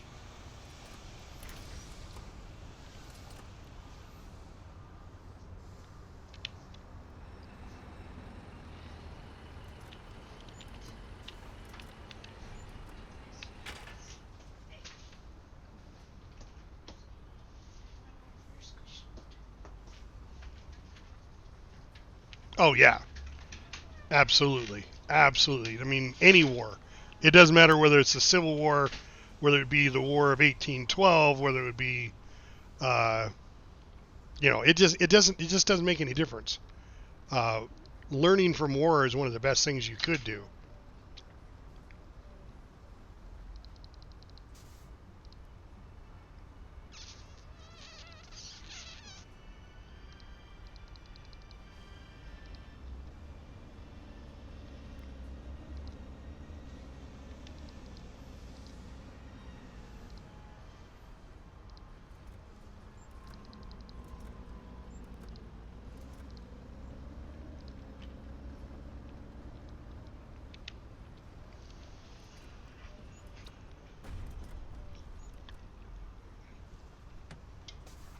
But just learning from history itself.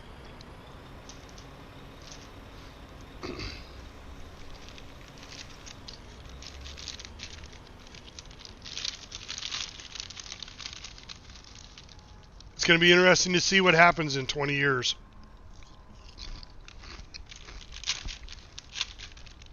I mean, I'm hoping I'm still around for it.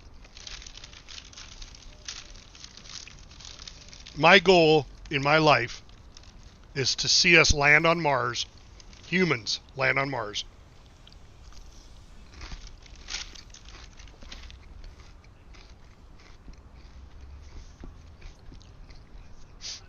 That's my goal. I want to live long enough to see that happen. To know that we're going to be an interplanetary species. I'm sorry, not interplanetary, a multiplanetary species. Titan!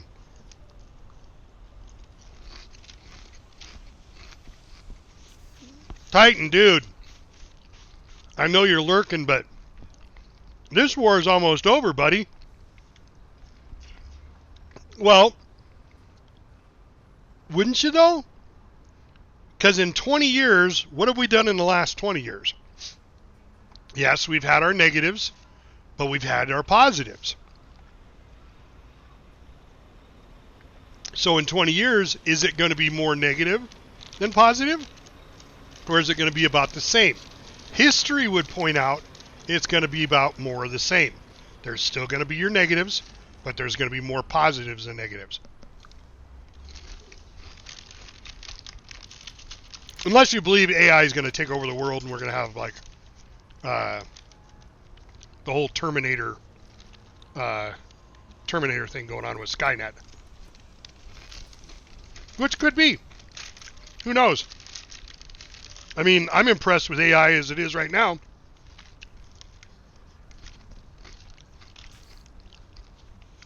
Well, but do you? Or are you just focusing more on the negatives?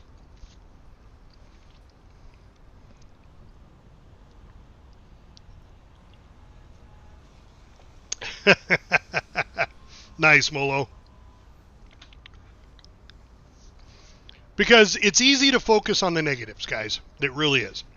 Because there's so much of it out there. And negativity sells more papers. It makes you, I mean, come on. Just look at it this way.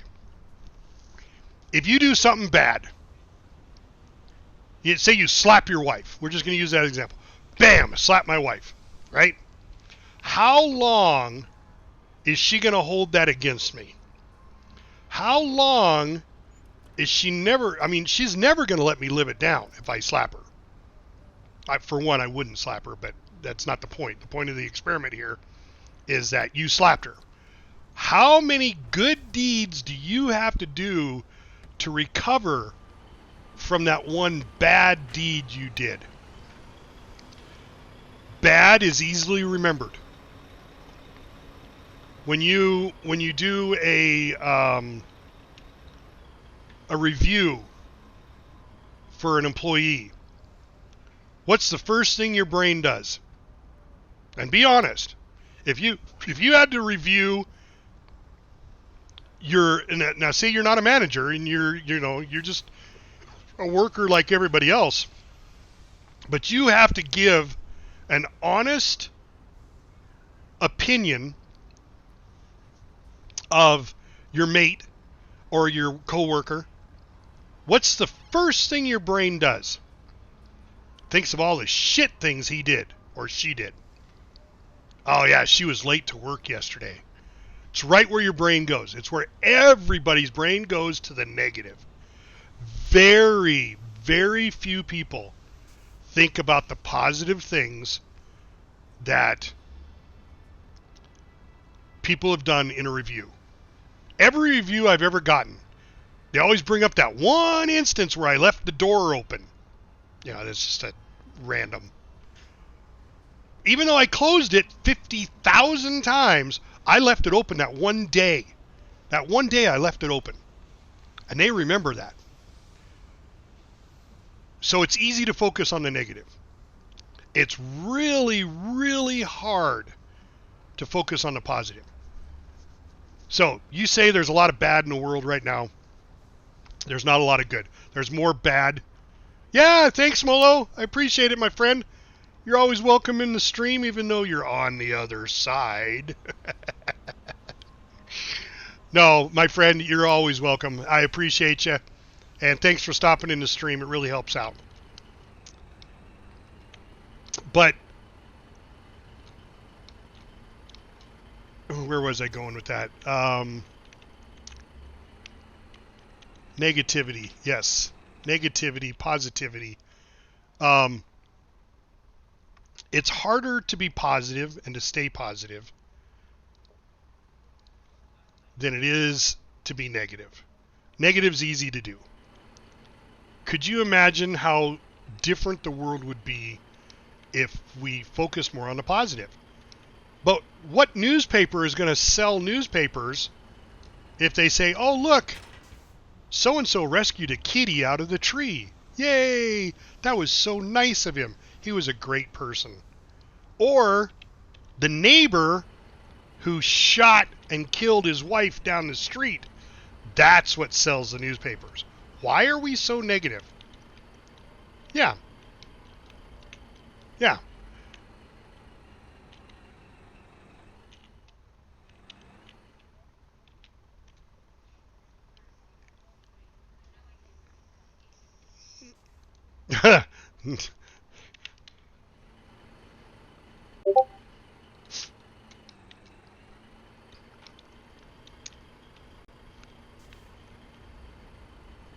But is that really the fault of humans, or is it just the way the Earth works? We've had several glacial, what do they call those? Ice ages? You know, we've had ice ages before. The world changes. The world adapts. I don't see that what we've done. Yes, we are the most predominant species on the planet as far as intelligent species. We are not the most people. We have 7 billion people on the planet. That's not the most. Insects outweigh us, just one set of insects. Spiders outweigh us 10 to 1. There are 10 times more spiders on the planet than there is people. But they're not being blamed for global warming. I don't think any of these problems are really problems. I think they've been around forever. It's just with the information age being the fact that you can take your phone right here, okay, and you can get that information immediately, or the computer you're on.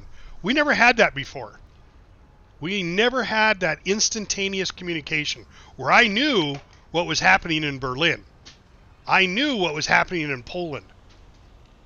Okay, I know now that you guys had a riot, or there was somebody ran around with a machete and sliced a bunch of people up. I know that now, but it was happening 30 years ago too. It was. I guarantee it. You just got to look it up. It was going on then. We just didn't know about it because it wasn't the top 5 stories or 10 stories that the news wanted to put out. They needed to put out news stories that made them money so they could survive, to pay their bills and move on. And stories about kittens lost in a tree and somebody rescued them aren't as popular as the guy who killed his wife down the street. That's what's going to sell papers, because it's all about money. Okay? But the negativity versus the positivity in this world, we have, sure, absolutely. And I agree with that. It does have an effect, but it doesn't have as much effect as people are saying it does.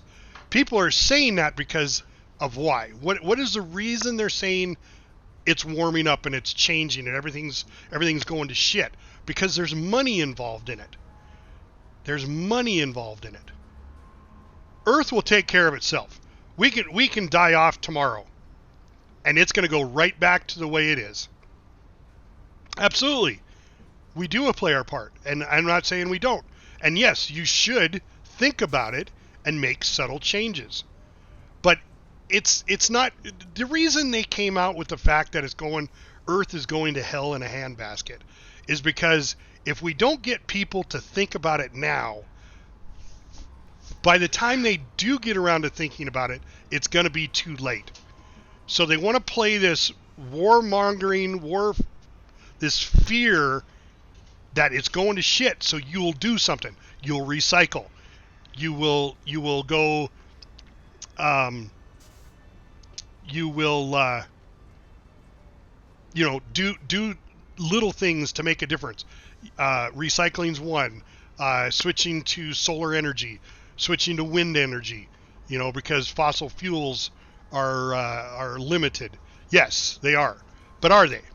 We call them fossil fuels, But are they really fossils? I mean, I was taught when I was young that dinosaurs is where fossil fuels came from. It was all the bones and decaying matter of dinosaurs. Well, that's not really true. It's decaying matter of everything.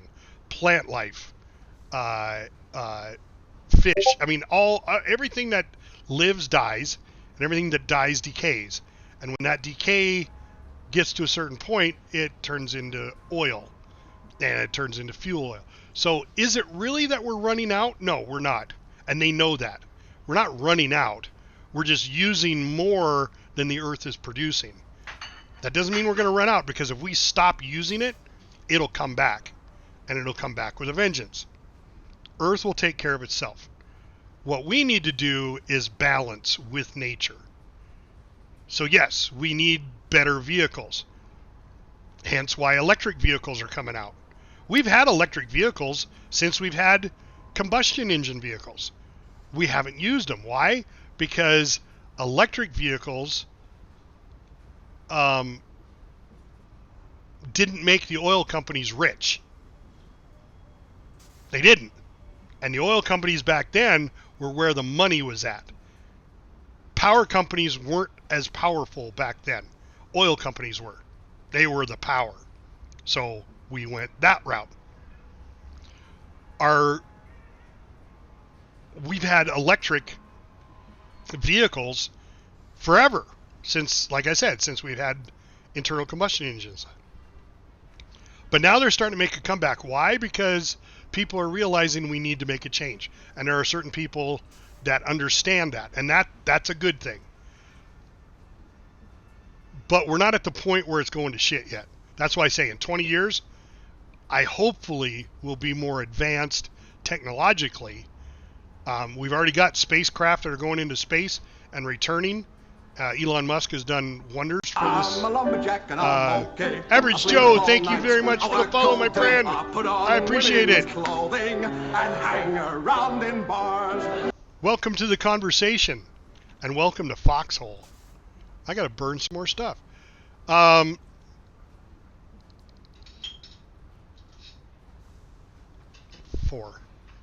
Oh, I already have some. Make heavy? Oh, I don't have room. I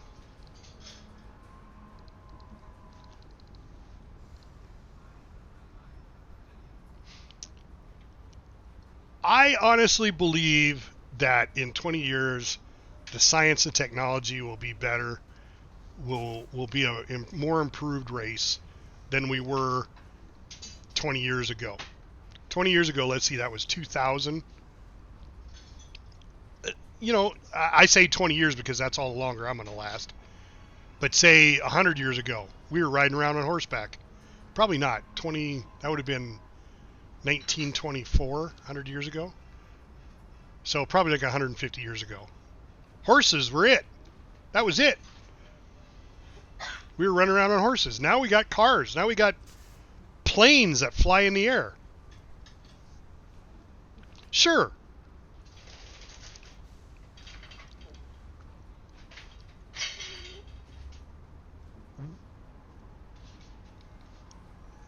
We went through, I did anyway, I went through the Cold War, okay? And that was the threat of nuclear holocaust, okay? And we didn't do it. Why? Because we're not that stupid. We're dumb, but we're not that dumb. We knew that if we used our nukes, Russia would use their nukes, and there wouldn't be anybody left on the planet. So we never used it. We used the threat. We had the threat there. Oh, if you invade my border, I'm going to nuke you. If you invade my border, I'm going to nuke you back. But yet, nothing ever happened. I went through that whole thing, living in fear that whole time, thinking that nuclear war was around the corner. Some famous movie quotes. I helped my daddy build a bomb shelter because we thought that's what was going to happen. Never happened. There's always your doomsavers. There's always your people that say, oh, yeah, it's going to be gone. I mean, they've been saying Valhalla and Revelations has been coming for hundreds of years. The end of the world. The end of the world's coming. But yet, we're still around. And that's because we're not that stupid to destroy ourselves. Yes, we're stupid, but we're not that stupid. So I don't have any fear. And that's what I've told my kids. I said, don't, because they're the ones that have to worry about it now. But I said, during the Cold War, the fear was, I learned how to duck and cover in school.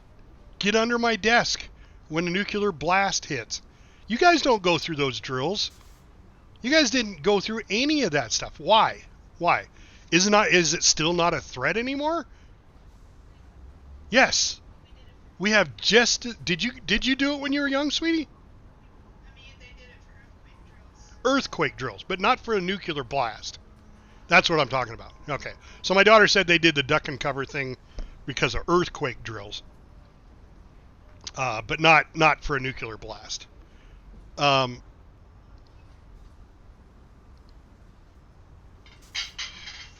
did constantly. Every year we did a duck and cover drill all through my younger years because that was the threat.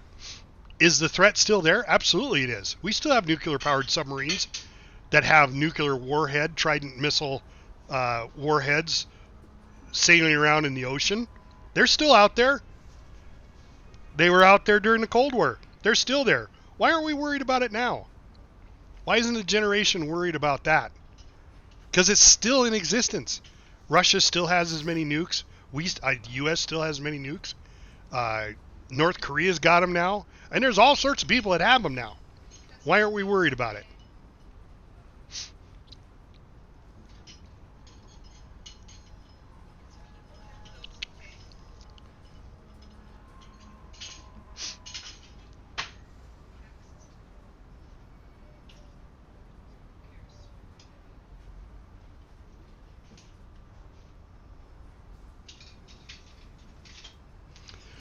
So, but we are using it though. That's the thing. We have ways. We have reduced emissions. What did I hear the other day? It was the dumbest thing in the world. Oregon. Now I don't know how much because you're in Germany. So we have these fires going on in California. Los Angeles is burning to the ground as we speak from fires. Oregon sent 10 fire trucks down, and they got stopped at the border to California and turned around because they did not have emissions checks on their trucks. Now, they came down to help fight fires. You wouldn't really think emissions was the number one priority that California had, but yet they stopped the trucks and made them get emissions checks because they didn't have any. So, stuff is being done, just not being done very fast. And nothing ever happens fast. When's the last time you heard of a change that should happen that happened overnight? It won't happen. Because somewhere somebody needs to make money on the deal. It simply comes down to who's making the money and who's not making the money, and how much money are they making. There's now money in electric cars. So now look at what everybody's doing. Because the focus shifted with the general populace to electric vehicles. Now, Elon Musk was the only one doing electric vehicles. Now look at Ford, Chevy, everybody does.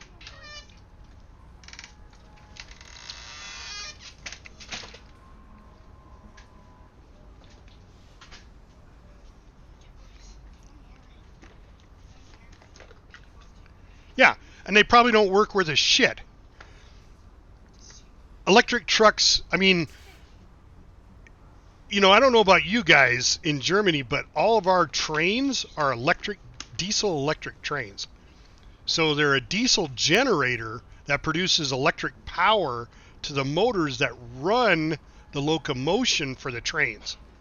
And that's been that way for, decades. decades we've had diesel electric trains. It's kind of redundant, but it works because electric power is more powerful.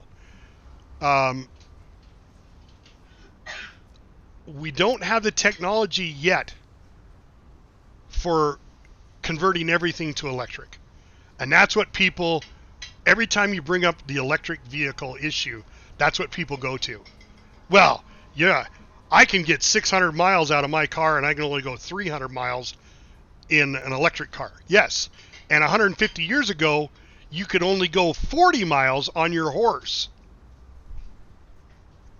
That's what I always say to them.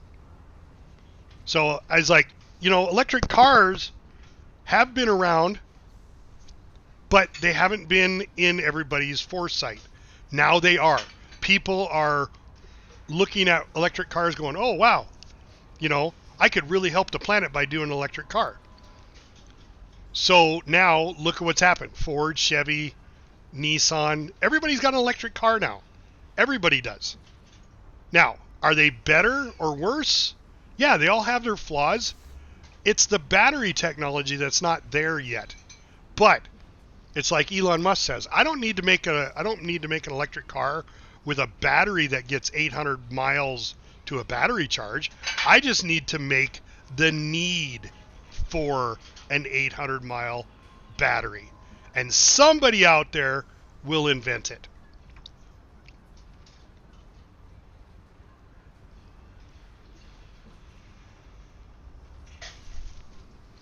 So why is that? Have you ever asked why they want the diesel and petrol cars versus electric? You ever asked both sides of the coin? Ask an electric owner why he doesn't like diesel and petroleum, or why a diesel and petroleum person doesn't like electric. If you could get somebody to honestly sit down and talk with you, for one, that's step one. It would be really interesting to see what their answer would be on why they don't want to do diesel, or why they don't want to do electric over their diesel and petrol car. And a lot of it has to do with charging, because it takes so long to charge the damn battery. Because I guarantee you, if it took as long to charge a battery as it did, or less time than it did to fill your tank of your diesel or petrol car, they'd go electric. I guarantee it. Because for one, if you've ever ridden in an electric car, they're quiet. It's the petrol and diesel cars out there that are noisy. I drove down, my buddy's got a Tesla, and we drove 200 miles in his Tesla to go to have dinner one night. And I couldn't believe, and it was at night, so there was nobody on the road. That's why I could say this. It was so quiet. Normally I have to speak very loud in a car or a truck to be heard, so the driver sitting next to me can hear me. In an electric car, man, I just talk normal. I was like, man, I could fart now and he could hear me. Where before, if I could fart in his diesel truck, he never heard me fart. But he did in the electric car. He's like, God damn it, you just fart. I'm like, yeah, sorry. Because he heard it. Because it's so quiet. There's no engine noise. There's no roar of a big muffler. But I'm not saying I'm a proponent for it. I would love to own an electric car. I just can't. They're too expensive still. I don't have I don't have a garage for one, so I don't have a place to store it. And I live in a very cold climate. So you need a heated garage for an electric car, because cold zaps electricity. Zaps the power right out of a battery. And I understand this.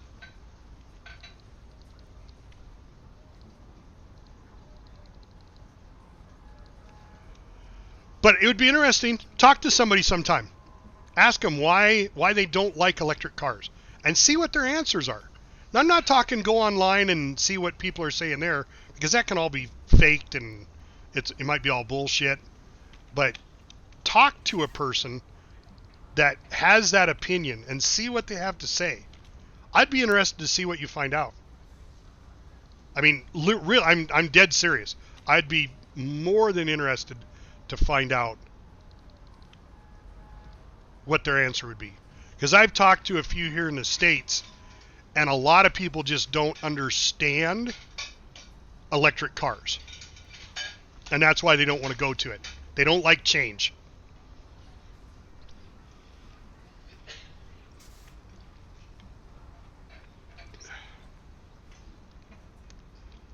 Mm-hmm.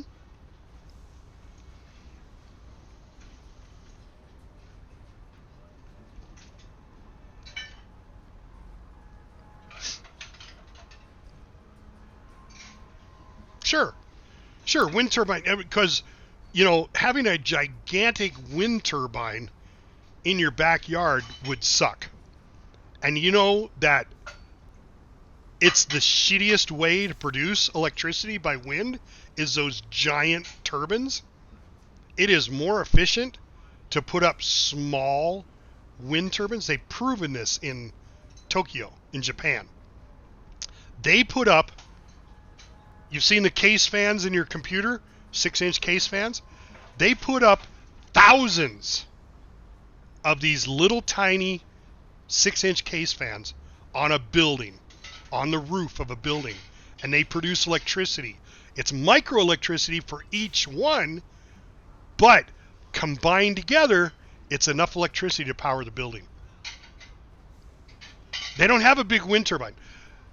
The answer to solar or wind power, and solar power for that matter, by government was to go, yeah, we can do wind power. Let's put these gigantic turbines up. Turbines, and see what you have to say about it. Yep, we did our part. We did this. Because they don't want it. They don't want to change it because they're making so much money off the fuel companies, off the oil companies, that why would they want to change it? The oil companies don't want it to change. They don't want to go to wind and solar and green energy because they're losing money until they decided they want to do it. Now, car companies are making that decision to go to electric vehicles. And now they're making money on it. It's no different than the 100 mile per gallon car. When I was in high school, they had a teacher in Idaho. I think it was in Wyoming, that made a car that got 100 miles to the gallon. 100 miles to the gallon. Now, gas was cheap back then, 55 cents a gallon. And people went, why the hell you want a car that gets 100 miles a gallon when gas is only 55 cents a gallon? Well, now that it's $4, $6 a gallon, people...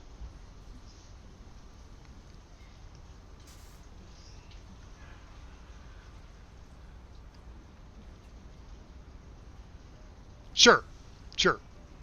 And so you're still talking politics. And when you're talking politics, you're talking power and money. And if you don't have the power and money to sway that vote, it's never going to change quickly. The people still say, we need to change. And they'll go, okay, we hear you. But these guys pay us more money than you do. So we're going to go their route, and we're going to do, we'll do a little bit. We'll put a few out here and a few out there and say, look, we're doing our part. I guarantee you that's what it is. Guarantee you.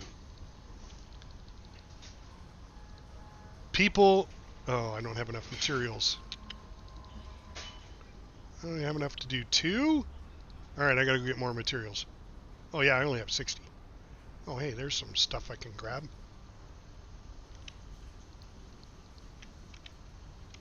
All right, let me go deliver this. Everything's always going to move slow because nobody likes change. It's one of the things I learned in the hospitality industry. Nobody likes it when you change shit. They want it to be the same way as it always is. And unfortunately, we can't move forward with technology if there isn't change. And the way to effectively make change is to be able to have more money than the guys that don't want you to change. Hence why Elon Musk is doing what he's doing. He's got the money to back exactly what he's doing. Let me grab these 300. and to effectively make change. He doesn't have anybody telling him you can't do that. You know, look at his perfect example. There's a video out there of Elon Musk being asked a question about when he bought Twitter or X. He was asked, well, don't you care that people won't advertise with you? That the advertisers are telling you shouldn't do this? And he goes, first of all, they're trying to blackmail me with money? Fuck them. That was his words. His exact words. Fuck them. Because he's the richest man in the world. You could blackmail another company that way, saying, we won't advertise with you if you don't do it our way.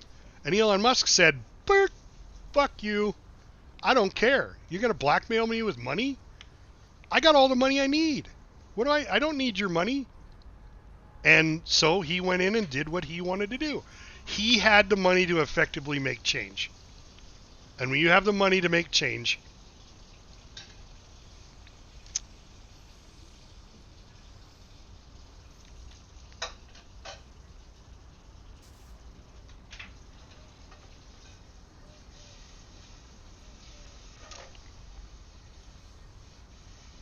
that I didn't know. No. I mean, and that's why I like conversations like this. I just learned something. I had no clue that was happening in Germany. Do you know why that is? Why are they leaving you behind? Why is Germany being shunned, I guess would be a good word? Have you looked into why that's happening? I'm sure there's a reason.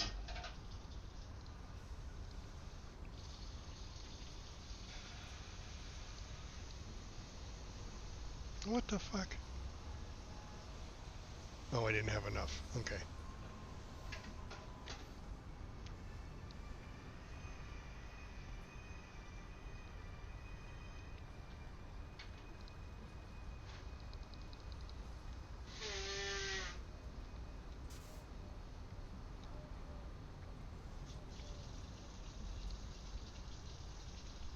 It'd be interesting to know. I mean, you know, I don't know if you know the answer to it, but, and I know you're typing a lot, Beers, and I appreciate you, buddy.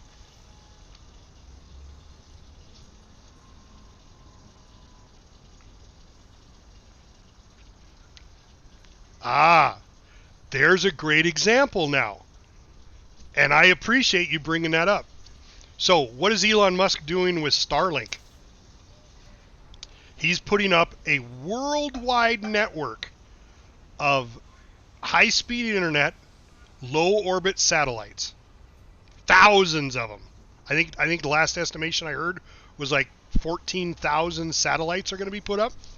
So everybody in the world could have high-speed internet. Good quality, high-speed internet. Yes, it's all about Elon Musk. It's all about Starlink. It's all about, you know, buying his Starlink satellite dish. But do you know how cell phones work? So basically your cell phone goes to a tower. From that tower, it goes to a transmit station, which goes up to an orbit, to a satellite, and then back down to Earth to find the other cell phone that you're calling. It's nothing more than a satellite phone. Hello there. Nothing more. Pro gamer! Computer gamer! Pro computer gamer! Hello there. Hello there. Are you about to call me an asshole?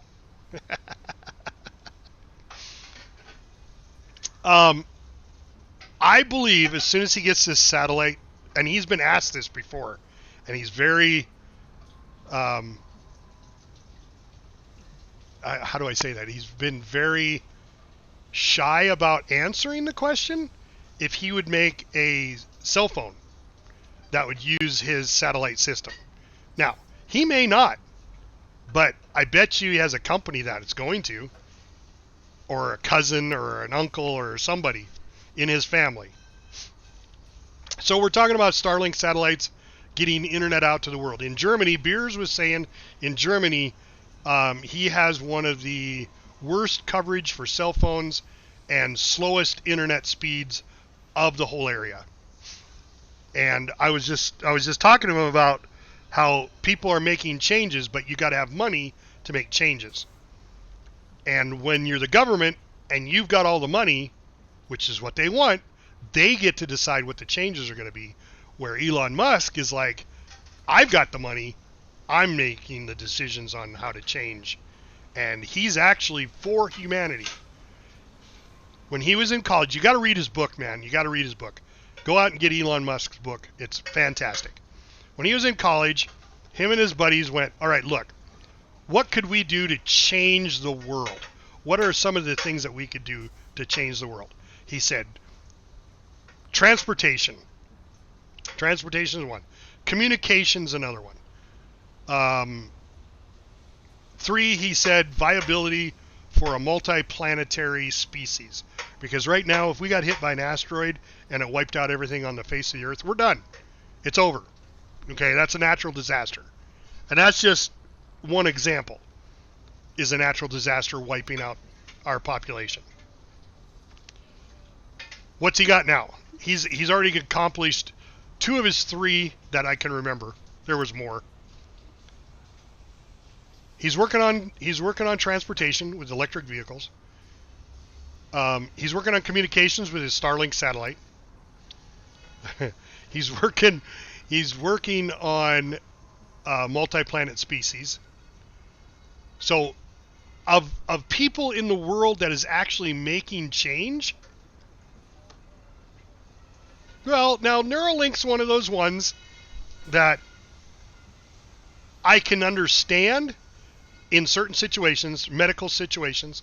Neuralink's fantastic. For the average person, no, because this thing right here is just as good. I don't need the information that Neuralink could provide me in milliseconds when I can just look it up in seconds. It's not that important. Stuff that I need to know is not that important for me to have a memory, some sort of implant in my head so I have that knowledge right off the bat. Not that important. So I don't think it's going to go that right. But Neuralink would be great for people who have epilepsy. It could stimulate the brain. It can do whatever it needs to do to keep them from having a seizure. Those are the positive benefits to it, which I am behind 100%.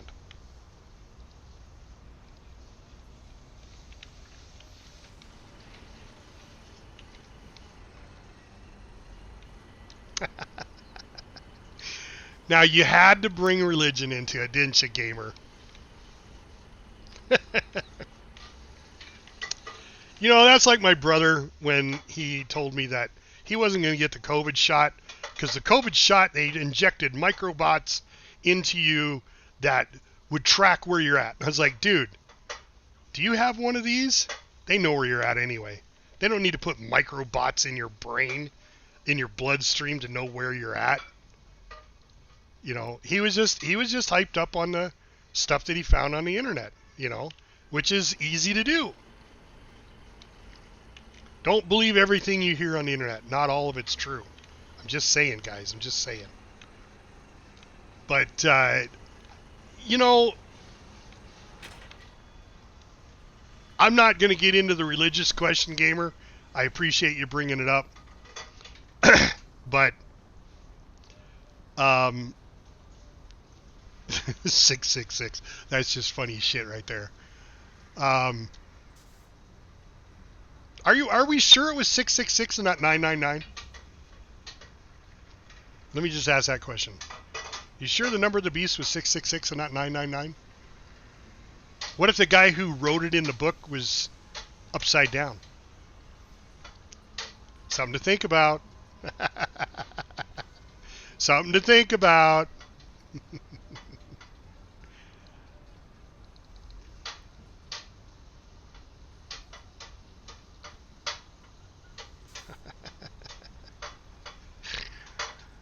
Conspiracy theories are a whole nother thing.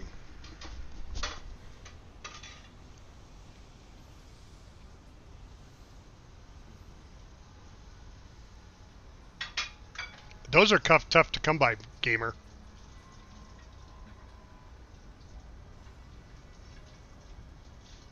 Yeah, I agree with you. I agree with you, Dippity. Definitely would be. Just the sharing of information, period. But I do like the fact that Elon is freedom of speech. I do like the fact that he's trying to make changes for the betterment of mankind. Get us on a second planet. So if something happened to this planet, our species will still go on. The fact that he's trying to make a better future with electric cars, because they're not as bad for the environment. But people don't like change.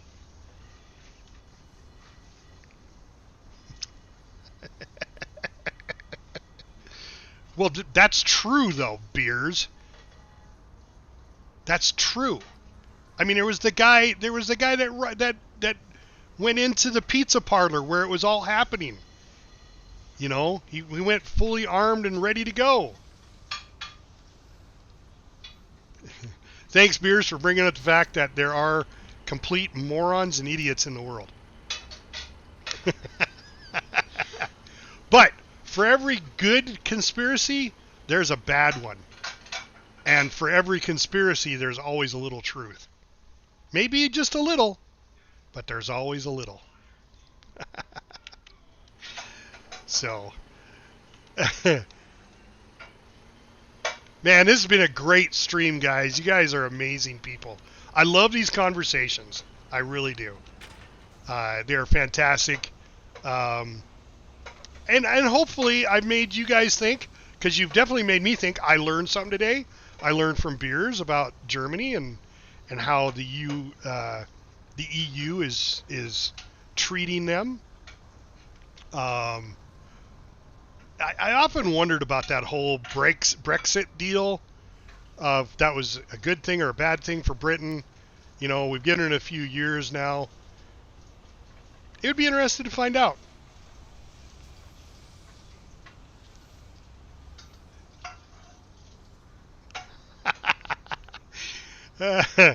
No, Tom Cruise is never going to get old because he's like the boss man at Scientology. They have the cure for old age at Scientology. No, that's what a good plastic surgeon and makeup artist can do. Holy shit. I mean, come on, guys. Funny stuff. Funny stuff. He's getting younger? Well, yeah, he found the fountain of youth at Scientology. I mean, why wouldn't you?